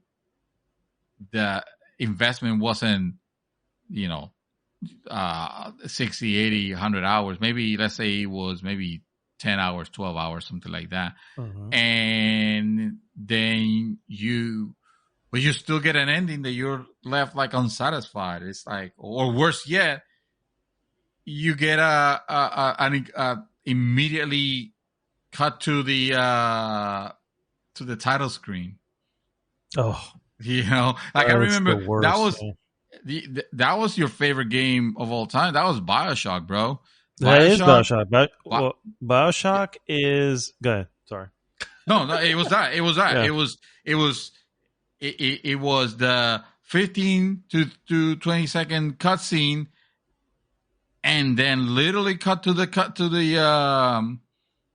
title card, to the title screen, after the amazing journey that you have gone throughout, and your decisions and stuff like that. It's like, Not to mention the unnecessary boss fight that yeah, we can yeah, all agree without was like, this was honestly, not boss necessary. fight notwithstanding. Yeah, Exactly. it Like, you was had the perfect way to end it, and instead of ending it there and presenting like in giving me like the chance to, okay, now let me put the controller down and have, I don't know, a minute of a review of everything that I've accomplished so far, or how how the world stays now that I have finished the mission, or anything like that. No, they decided to just extend the ending just to have a boss fight at the very end that was completely unnecessary. And then I guess, was it this game had two endings, right? If I'm not mistaken, like you can pick, it did, yeah. If you like you if can you pick. harvested it That's and right. yeah, Yeah, yeah, if you yeah. harvest the little sisters, or if you They free were them, they weren't very I mean, obviously they were night and day, but right? it was the obvious night and day, and I was like, okay, I Right. get it, Yeah, it was the Morales system, night and day. yeah, Oh, pretty good much, yeah. ending. Ooh, evil ending. Yeah. But this is Which, also hey, 2006, 2007, which yeah, is the yeah, I have no Morales problem system with was a that. It's big thing just back then, yeah. I didn't. The problem that I had was that it was 15 seconds. Yeah. And that was it. And Yeah. then that, not even credits roll or anything like that. Not even appreciation for the developers or anything like that. Nope. Just shut down to the title screen. It's like, why? Like, after you have crafted this universe and this world and everything, and why do you have to half-ass it on the actual payout? So many games seem to do this. And I get it. Not everybody is as story obsessed as us. Some people just want to play the games, and that's fine. You know what? There's nothing wrong with options. Like I always say, have the option to skip them if you want to skip the cutscenes and the ending. Press a couple, click a couple times a button and you're out. That's fine. But for those of us that appreciate the cinematic aspect of of the games and then are giving a story that we enjoy, leaving us short, I feel like has an impact on the game. Like this like Dark Souls 3 was a fantastic game. Is it? And I'll still recommend it. I wouldn't like I would. I still think the game is fantastic. I just want to say, yeah. But it is fantastic. Also, there's no doubt about it. Yeah, you have to have the qualifier if you don't care about endings, and most people don't in games like Dark Souls. In other type of games, yes. So other type of games, can't remember the top of my head one. Other than than BioShock, that shit affected like that shit. The whole package, you gave it your all on the rest of the gameplay and everything else, but you half-assed it at the end. I feel like the game should. Depends on how it affected you. You should score it accordingly. To me, it affected it enough to where, I wouldn't say this game is a 5. Whereas if it was just based on the journey alone, then yeah, sure, everything else was was great. Too bad they didn't. They didn't. Yeah, I feel like the lore videos alone of Dark Souls are some of the best. Because when the well done ones too, they really just give you the story. But the shameful part is, I feel like that how much better would Dark Souls be if some of that's in the game? You know what I'm saying? It's like if yes. doesn't have to be all of it. We don't need to have an hour full of cutscenes, and there's just enough to get you something. Like the reality is, I missed so many things not knowing because I wasn't looking. No, I'm not gonna. Even if I did read all the pieces, it doesn't mean I'm going to be able to put it together. You know what I mean? So it's like these little bits and pieces are pertinent to the story. Because in the end, you're still really trying to tell a story. You know what I mean? But I don't know. I guess I'm of two minds on it because I get it. Dark Souls. You at this point, the lovers of Souls and Soulsborne, I guess those games, they're going to be like, no, we don't need to have. We're not used to that now, right? And to throw it in there would be to now muddy the water a little bit, but I still feel it would. One of the earliest things, I think back to Ninja Gaiden, right? The first one on fucking NES. Every time I beat a new level, as hard as that level was, it was a reward to get the next piece of the tail. Right. You know what I mean? And you got it in a cool little cutscene, whatever. What kept me going in that game, because the game was fucking hard and a pain in the ass, but what kept me going in that game was, I want to see this to the end. I want to see that tale told. You can't really say that about Dark Souls because, sure, I got the ending where we let the fire turn out. That was the ending. But I kind of wanted to be the Dark Lord. You know what I mean? It's like, how do I get that? And then when I did exactly what you did. I went to see what the endings were, and I knew I wasn't going to fucking do the fire again if I can avoid it. But who knew, right? You don't know until you get to the end. Yeah. Spoilers. But I wanted to be the one who walks away and has everybody bowing, just like I wanted to be in the first one. Yeah. But I didn't know, and that's kind of a bummer. You know what I mean? And then you got to ask your player to play it all over again so you can try to get that. And by the way, try to find it, right? Because again, it's not obvious. No, it's It's not. not They're not obvious. obvious. No, The no. Dark Lord one, you have to.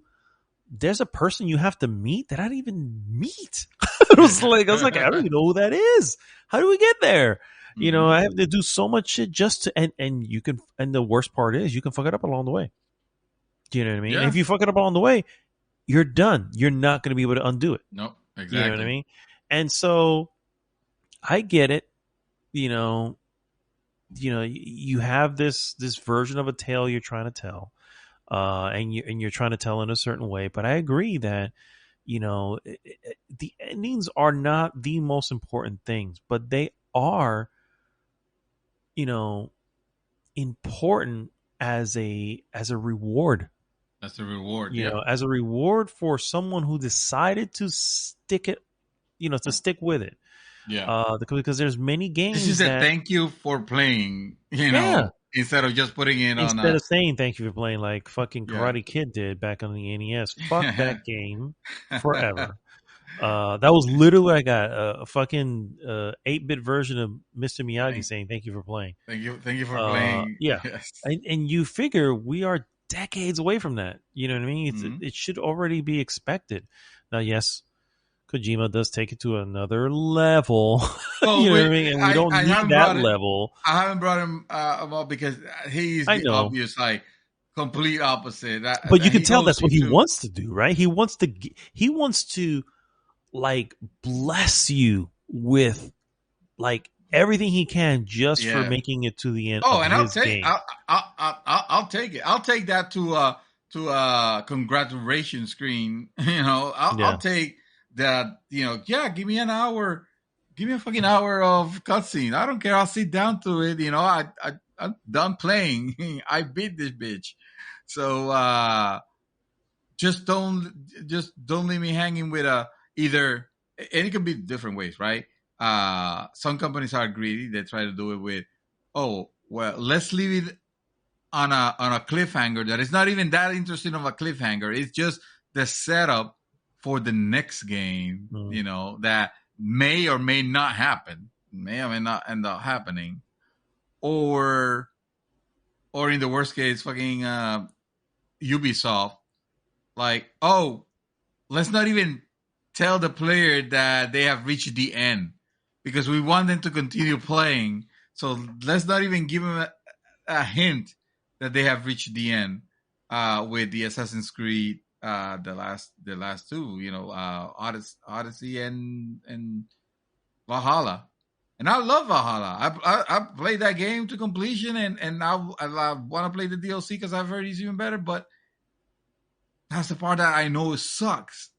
Hmm. That I'm just gonna reach the end, and I mean, whatever. They're probably gonna wrap up better than fucking Dark Souls did, uh, but So and Bioshock Infinite fixed the issue of Bioshock. Bioshock Infinite had an ending, that had and that a ending, massive ending, an ending yeah, to it was explain multiple games at that point. it was wonderful. It gave you a great reveal, which Hmm. I always enjoy in those games.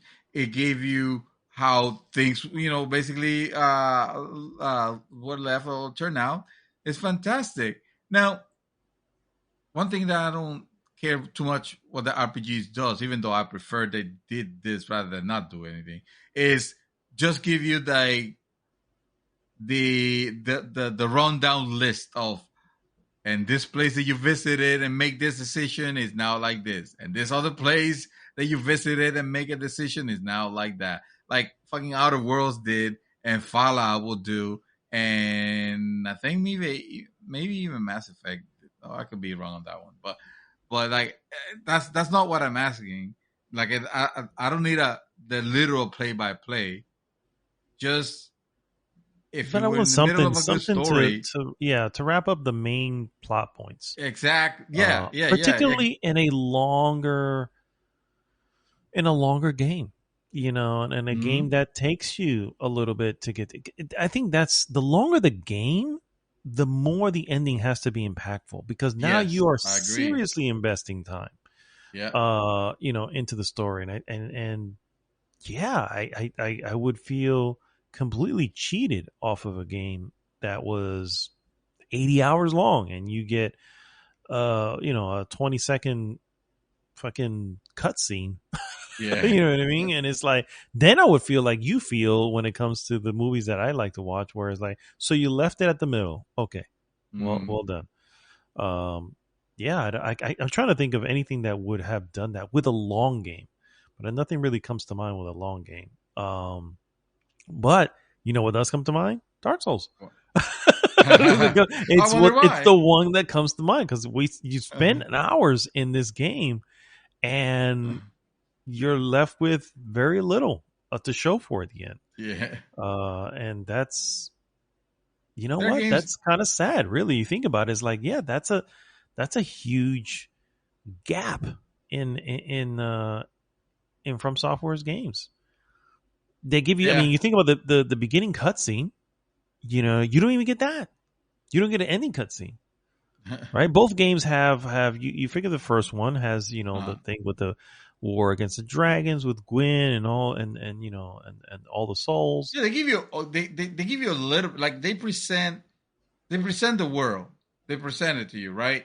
And then in some boss battles, they might set up something. You can't Maybe, tell, right? Maybe. maybe, yeah. Very rare. It's like maybe 1 out of 10 encounters, something like that. If that, I could probably count them with one hand. Anyway, they will set that up, and then the end is just, well, let's get you to the end game plus real quick. It's like, who cares? Why would I even bother if I wasn't even satisfied with the ending that I got here? Why would I want to explore other endings? I mean, I listen. think a good example of one that I'm sure we both played to the end. I know I played to the end. I would bet money you did. I'm trying to remember now. Fallout 3 Oh yeah, Fallout 3. and Yeah, Fallout 4 for that matter. yeah, both. Um, I never played the other ones. I never played New Vegas, but those are other ones where it's like, yeah, the ending is just the ending, and you do spend a lot of time with these games. Yeah, These are not short games. You invested in the world, and the game wraps up exceptionally quick. yeah, You know what I yeah, mean? It's just like that's another example. Just like Dark Souls was like, yeah, this is kind of a letdown, and I feel like I was let down in the first Fallout 3. Although I played it It was. again. It was because it was. I mean, it was a good game to play for its time, but the ending was the typical like readout of, and now this place is prosperous because you did this, and now this place is sucks because you did that, and that's it. So it gave you a little bit of, like, it didn't left you with a fucking title screen, but Mm, at the same time it didn't do anything that would have emotionally invested you into it, like other games where you just finish it, you get that ending in that wrap up, and you can't help but, like, you want to stand up and clap and give it an ovation, round of applause, uh, because of how amazing everything felt mhm. all the way to the end. It was not just some quickly put together thing because, oh, this is the end. Probably a lot of people are not gonna see this, and we need to, like, this is the least important part of the game. That's what bothers me when they consider the ending The least important. the least Yeah. important, the part where we can have asset, and if we're actually crunching, this is the part that gets the least attention, when the reward should be the complete opposite. This should be one of the parts where, I mean, you don't do anything at the expense of other parts, but you treat them with respect, Yeah. because this is the respect that you show the player, at the end. If you have a good story to tell, I mean, if you don't have a good story to tell, like, it doesn't matter how long your cutscene is. It's gonna suck. I mean, Death Stranding says hi. Uh, Game is amazing. I want to play it again, but god damn it, that story was stupid and dumb and nonsensical, and only Kojima is capable of making a bad story game somehow still feel Important. fulfilling and And important. yeah, and Exactly. the need to see it through. Yeah, yeah. Only he can pull that off. But don't ask us how, because we don't understand And either. I don't. We're just as I confused. still can't fucking tell people to play fucking Death Stranding, Nope. because even though I know so many people will be actually into it. You know, and it's like, yeah, I guarantee you, you're gonna play it and you're gonna fucking get hooked. Yeah. Why? I have no fucking clue. I have no But idea. it's there. You're gonna get fucking hooked. No idea.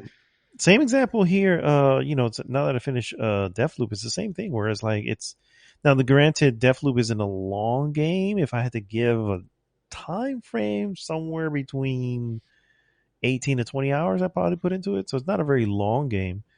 Um, Hey, that's a hefty investment. I would say, yeah, that's the not to be yeah, sneezed at. and with the time frame that I put into it, I don't know if it delivers. I don't know if it. It's questionable because I it's one of those Mm, things where I'm like, I am okay with not, I don't want to say making my own ending, but taking the pieces you've given me and putting together an ending. I do that all the times with mm, film. I get it. And usually with film, it's when it's done well. And don't get me wrong, there's films that do that a lot, and they don't know how to fucking do it, and they do it wrong. You know, and it's like, okay, mm, you needed to give me a few pieces more so I can put this shit yeah. together. Otherwise, you're just fucking making, I don't know the fuck you doing here. Some weird fucking, fucking perfume commercial is what I'm getting out of this film. Yeah. Because that's all I'm getting. Yeah. Um, but the same thing with certain games, like I play, example, Carrion, right? The one you play like the blob, the Oh, monster yes. blob. Okay. Obviously, first off, this is $15 game. Took me probably about 8 hours to beat, maybe. You know what I Mm, mean? I'm not expecting a monstrous. You hear me? I'm not expecting fun. a crazy ending at the end. You get kind of what you give into it. You know what I mean? And Right. and that I got what I got out of that was exactly what I thought I was going to get. Actually, I think it was Yeah. only a 6 hour game. It wasn't even that long. Hell, look Um, at inside. It's another example. I mean, Inside is that ending was great, amazing. I mean, it's great. fantastic. Yes, and You the know, ending and is abrupt. Let's be yeah, it's real. quick. It's It's an quick, abrupt ending. but But at the man, the same time, you're left implications. with yes, yes. So see, you can pull that off. Yeah, If you yeah, can pull some shit like that, uh, off, then certainly you could do something more intelligent. That let me do the exact same ending of the first game, but here. And by the way, you have no choice. This is your only ending yeah. Because of decisions because of my that you decisions that didn't I made. realize you Yeah, made. Yeah, yeah, yeah, exactly. yeah. Decisions that I didn't realize that I was getting into or not getting into because, of But course, it's okay. It's okay in those cases as well. Like for instance, The Witcher 3, where it's like I didn't know the decisions I was making was going to lead me to this, but you Mm-hmm. still gave me a fulfilling ending. Yes, you gave You me know what I'm saying? something. Give me Exactly. You still something. gave me a Yeah. very fulfilling, Yeah. lengthy ending where okay, I get it. This is not the path he wanted to go on and hope he Mm, didn't get to, but we're here and we're dealing with it. yeah. And then shit, if you add the fucking DLCs in, it more than makes up for that shit. Yeah. And so, yeah, man, it can be done. It doesn't, if you're going to do that, right? That's the whole thing. If Mm, you're going to end up picking paths you don't realize, then okay, make it a fulfilling ending. yeah. The Walking Dead season 1, perfect example. Oh I yeah, that made game. decisions, didn't know where they were leading. You know what I mean? It's like, Yeah. but and there are obviously different endings you can get out of that, and but it was still fulfilling Mm-hmm. because you see it through. You know what I'm saying? It's like, okay, you see it through. Um, but Hey, some I, games, I. Oh, sorry. Go ahead. no, I was just gonna say some games sometimes don't want to see through, see it through to the end with certain things. It happens in storytelling in general. It's just, the ending is so hard, right? It's how do you get an ending that everybody's going to be satisfied with? But Yeah. I think with Kojima is an example of what you want to strive for, but not kind of hit all, not end up in that camp. Right. You want to strive for answering as many questions as possible. You don't need to answer every fucking question in the book, all right? Because that's what Kojima does. And in the end, he's like answering questions. I never really asked that question, and he's answering it. You know what I mean? You don't need to do that, but you do want to wrap it up. And I feel like if you can get 60 to 70% of a Kojima ending, you've nailed it. You know what I'm saying? You've nailed it. I think you cannot go wrong there. Something you get, what you fought for was worth it at the end. Because remember, this is your experience. This is a story. Yes, it's still a story that's been told, but you're taking an active role in it because you are playing the character, doing whatever it is that he or she might be doing. Dude, I have a perfect example of a bad ending, but that really stuck. It stuck with me. It is a memorable ending, and I didn't have to like it, but I still respect it. Far Cry 5, bro. Far Cry 5 took a turn on that ending. It was completely unexpected. And it was something very bizarre. Again, maybe not execute. Maybe the execution could have been better, but that's neither here or there. The fact is, it still gave me something that, even though I complain, because I complain on the podcast, about it. Like, I don't know. I feel like I like how this game ended. It's still a memorable, wrap up, and that's still good. That still have people talking about it, or people wanted to experience it. Now it begs the question: the journey on it. It was fine, but it's not gonna be compared to something, like other games that have an amazing experience. So, do I want to in any way sacrifice the journey for an ending? No, I'm not saying that. What I'm saying is, well, what I said before, it needs. I feel like I'm repeating myself at this point, so maybe we should wrap up. But it is give give it the proper respect that it deserves. It's not just some throwaway section that you can go in and patch later. Mass Effect 3,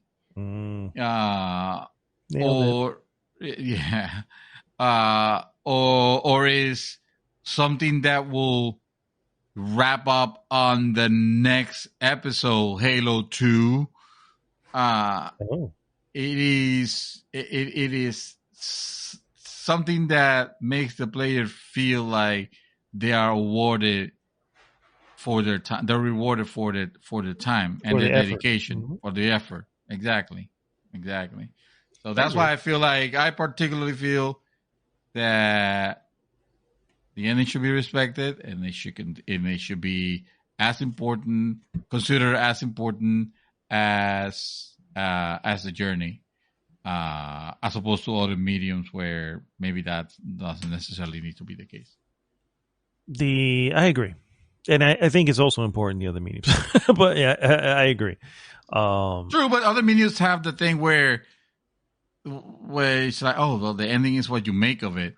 And you seem to have no problem with that. Whereas if a game does that shit to me, it will get 2.0'd.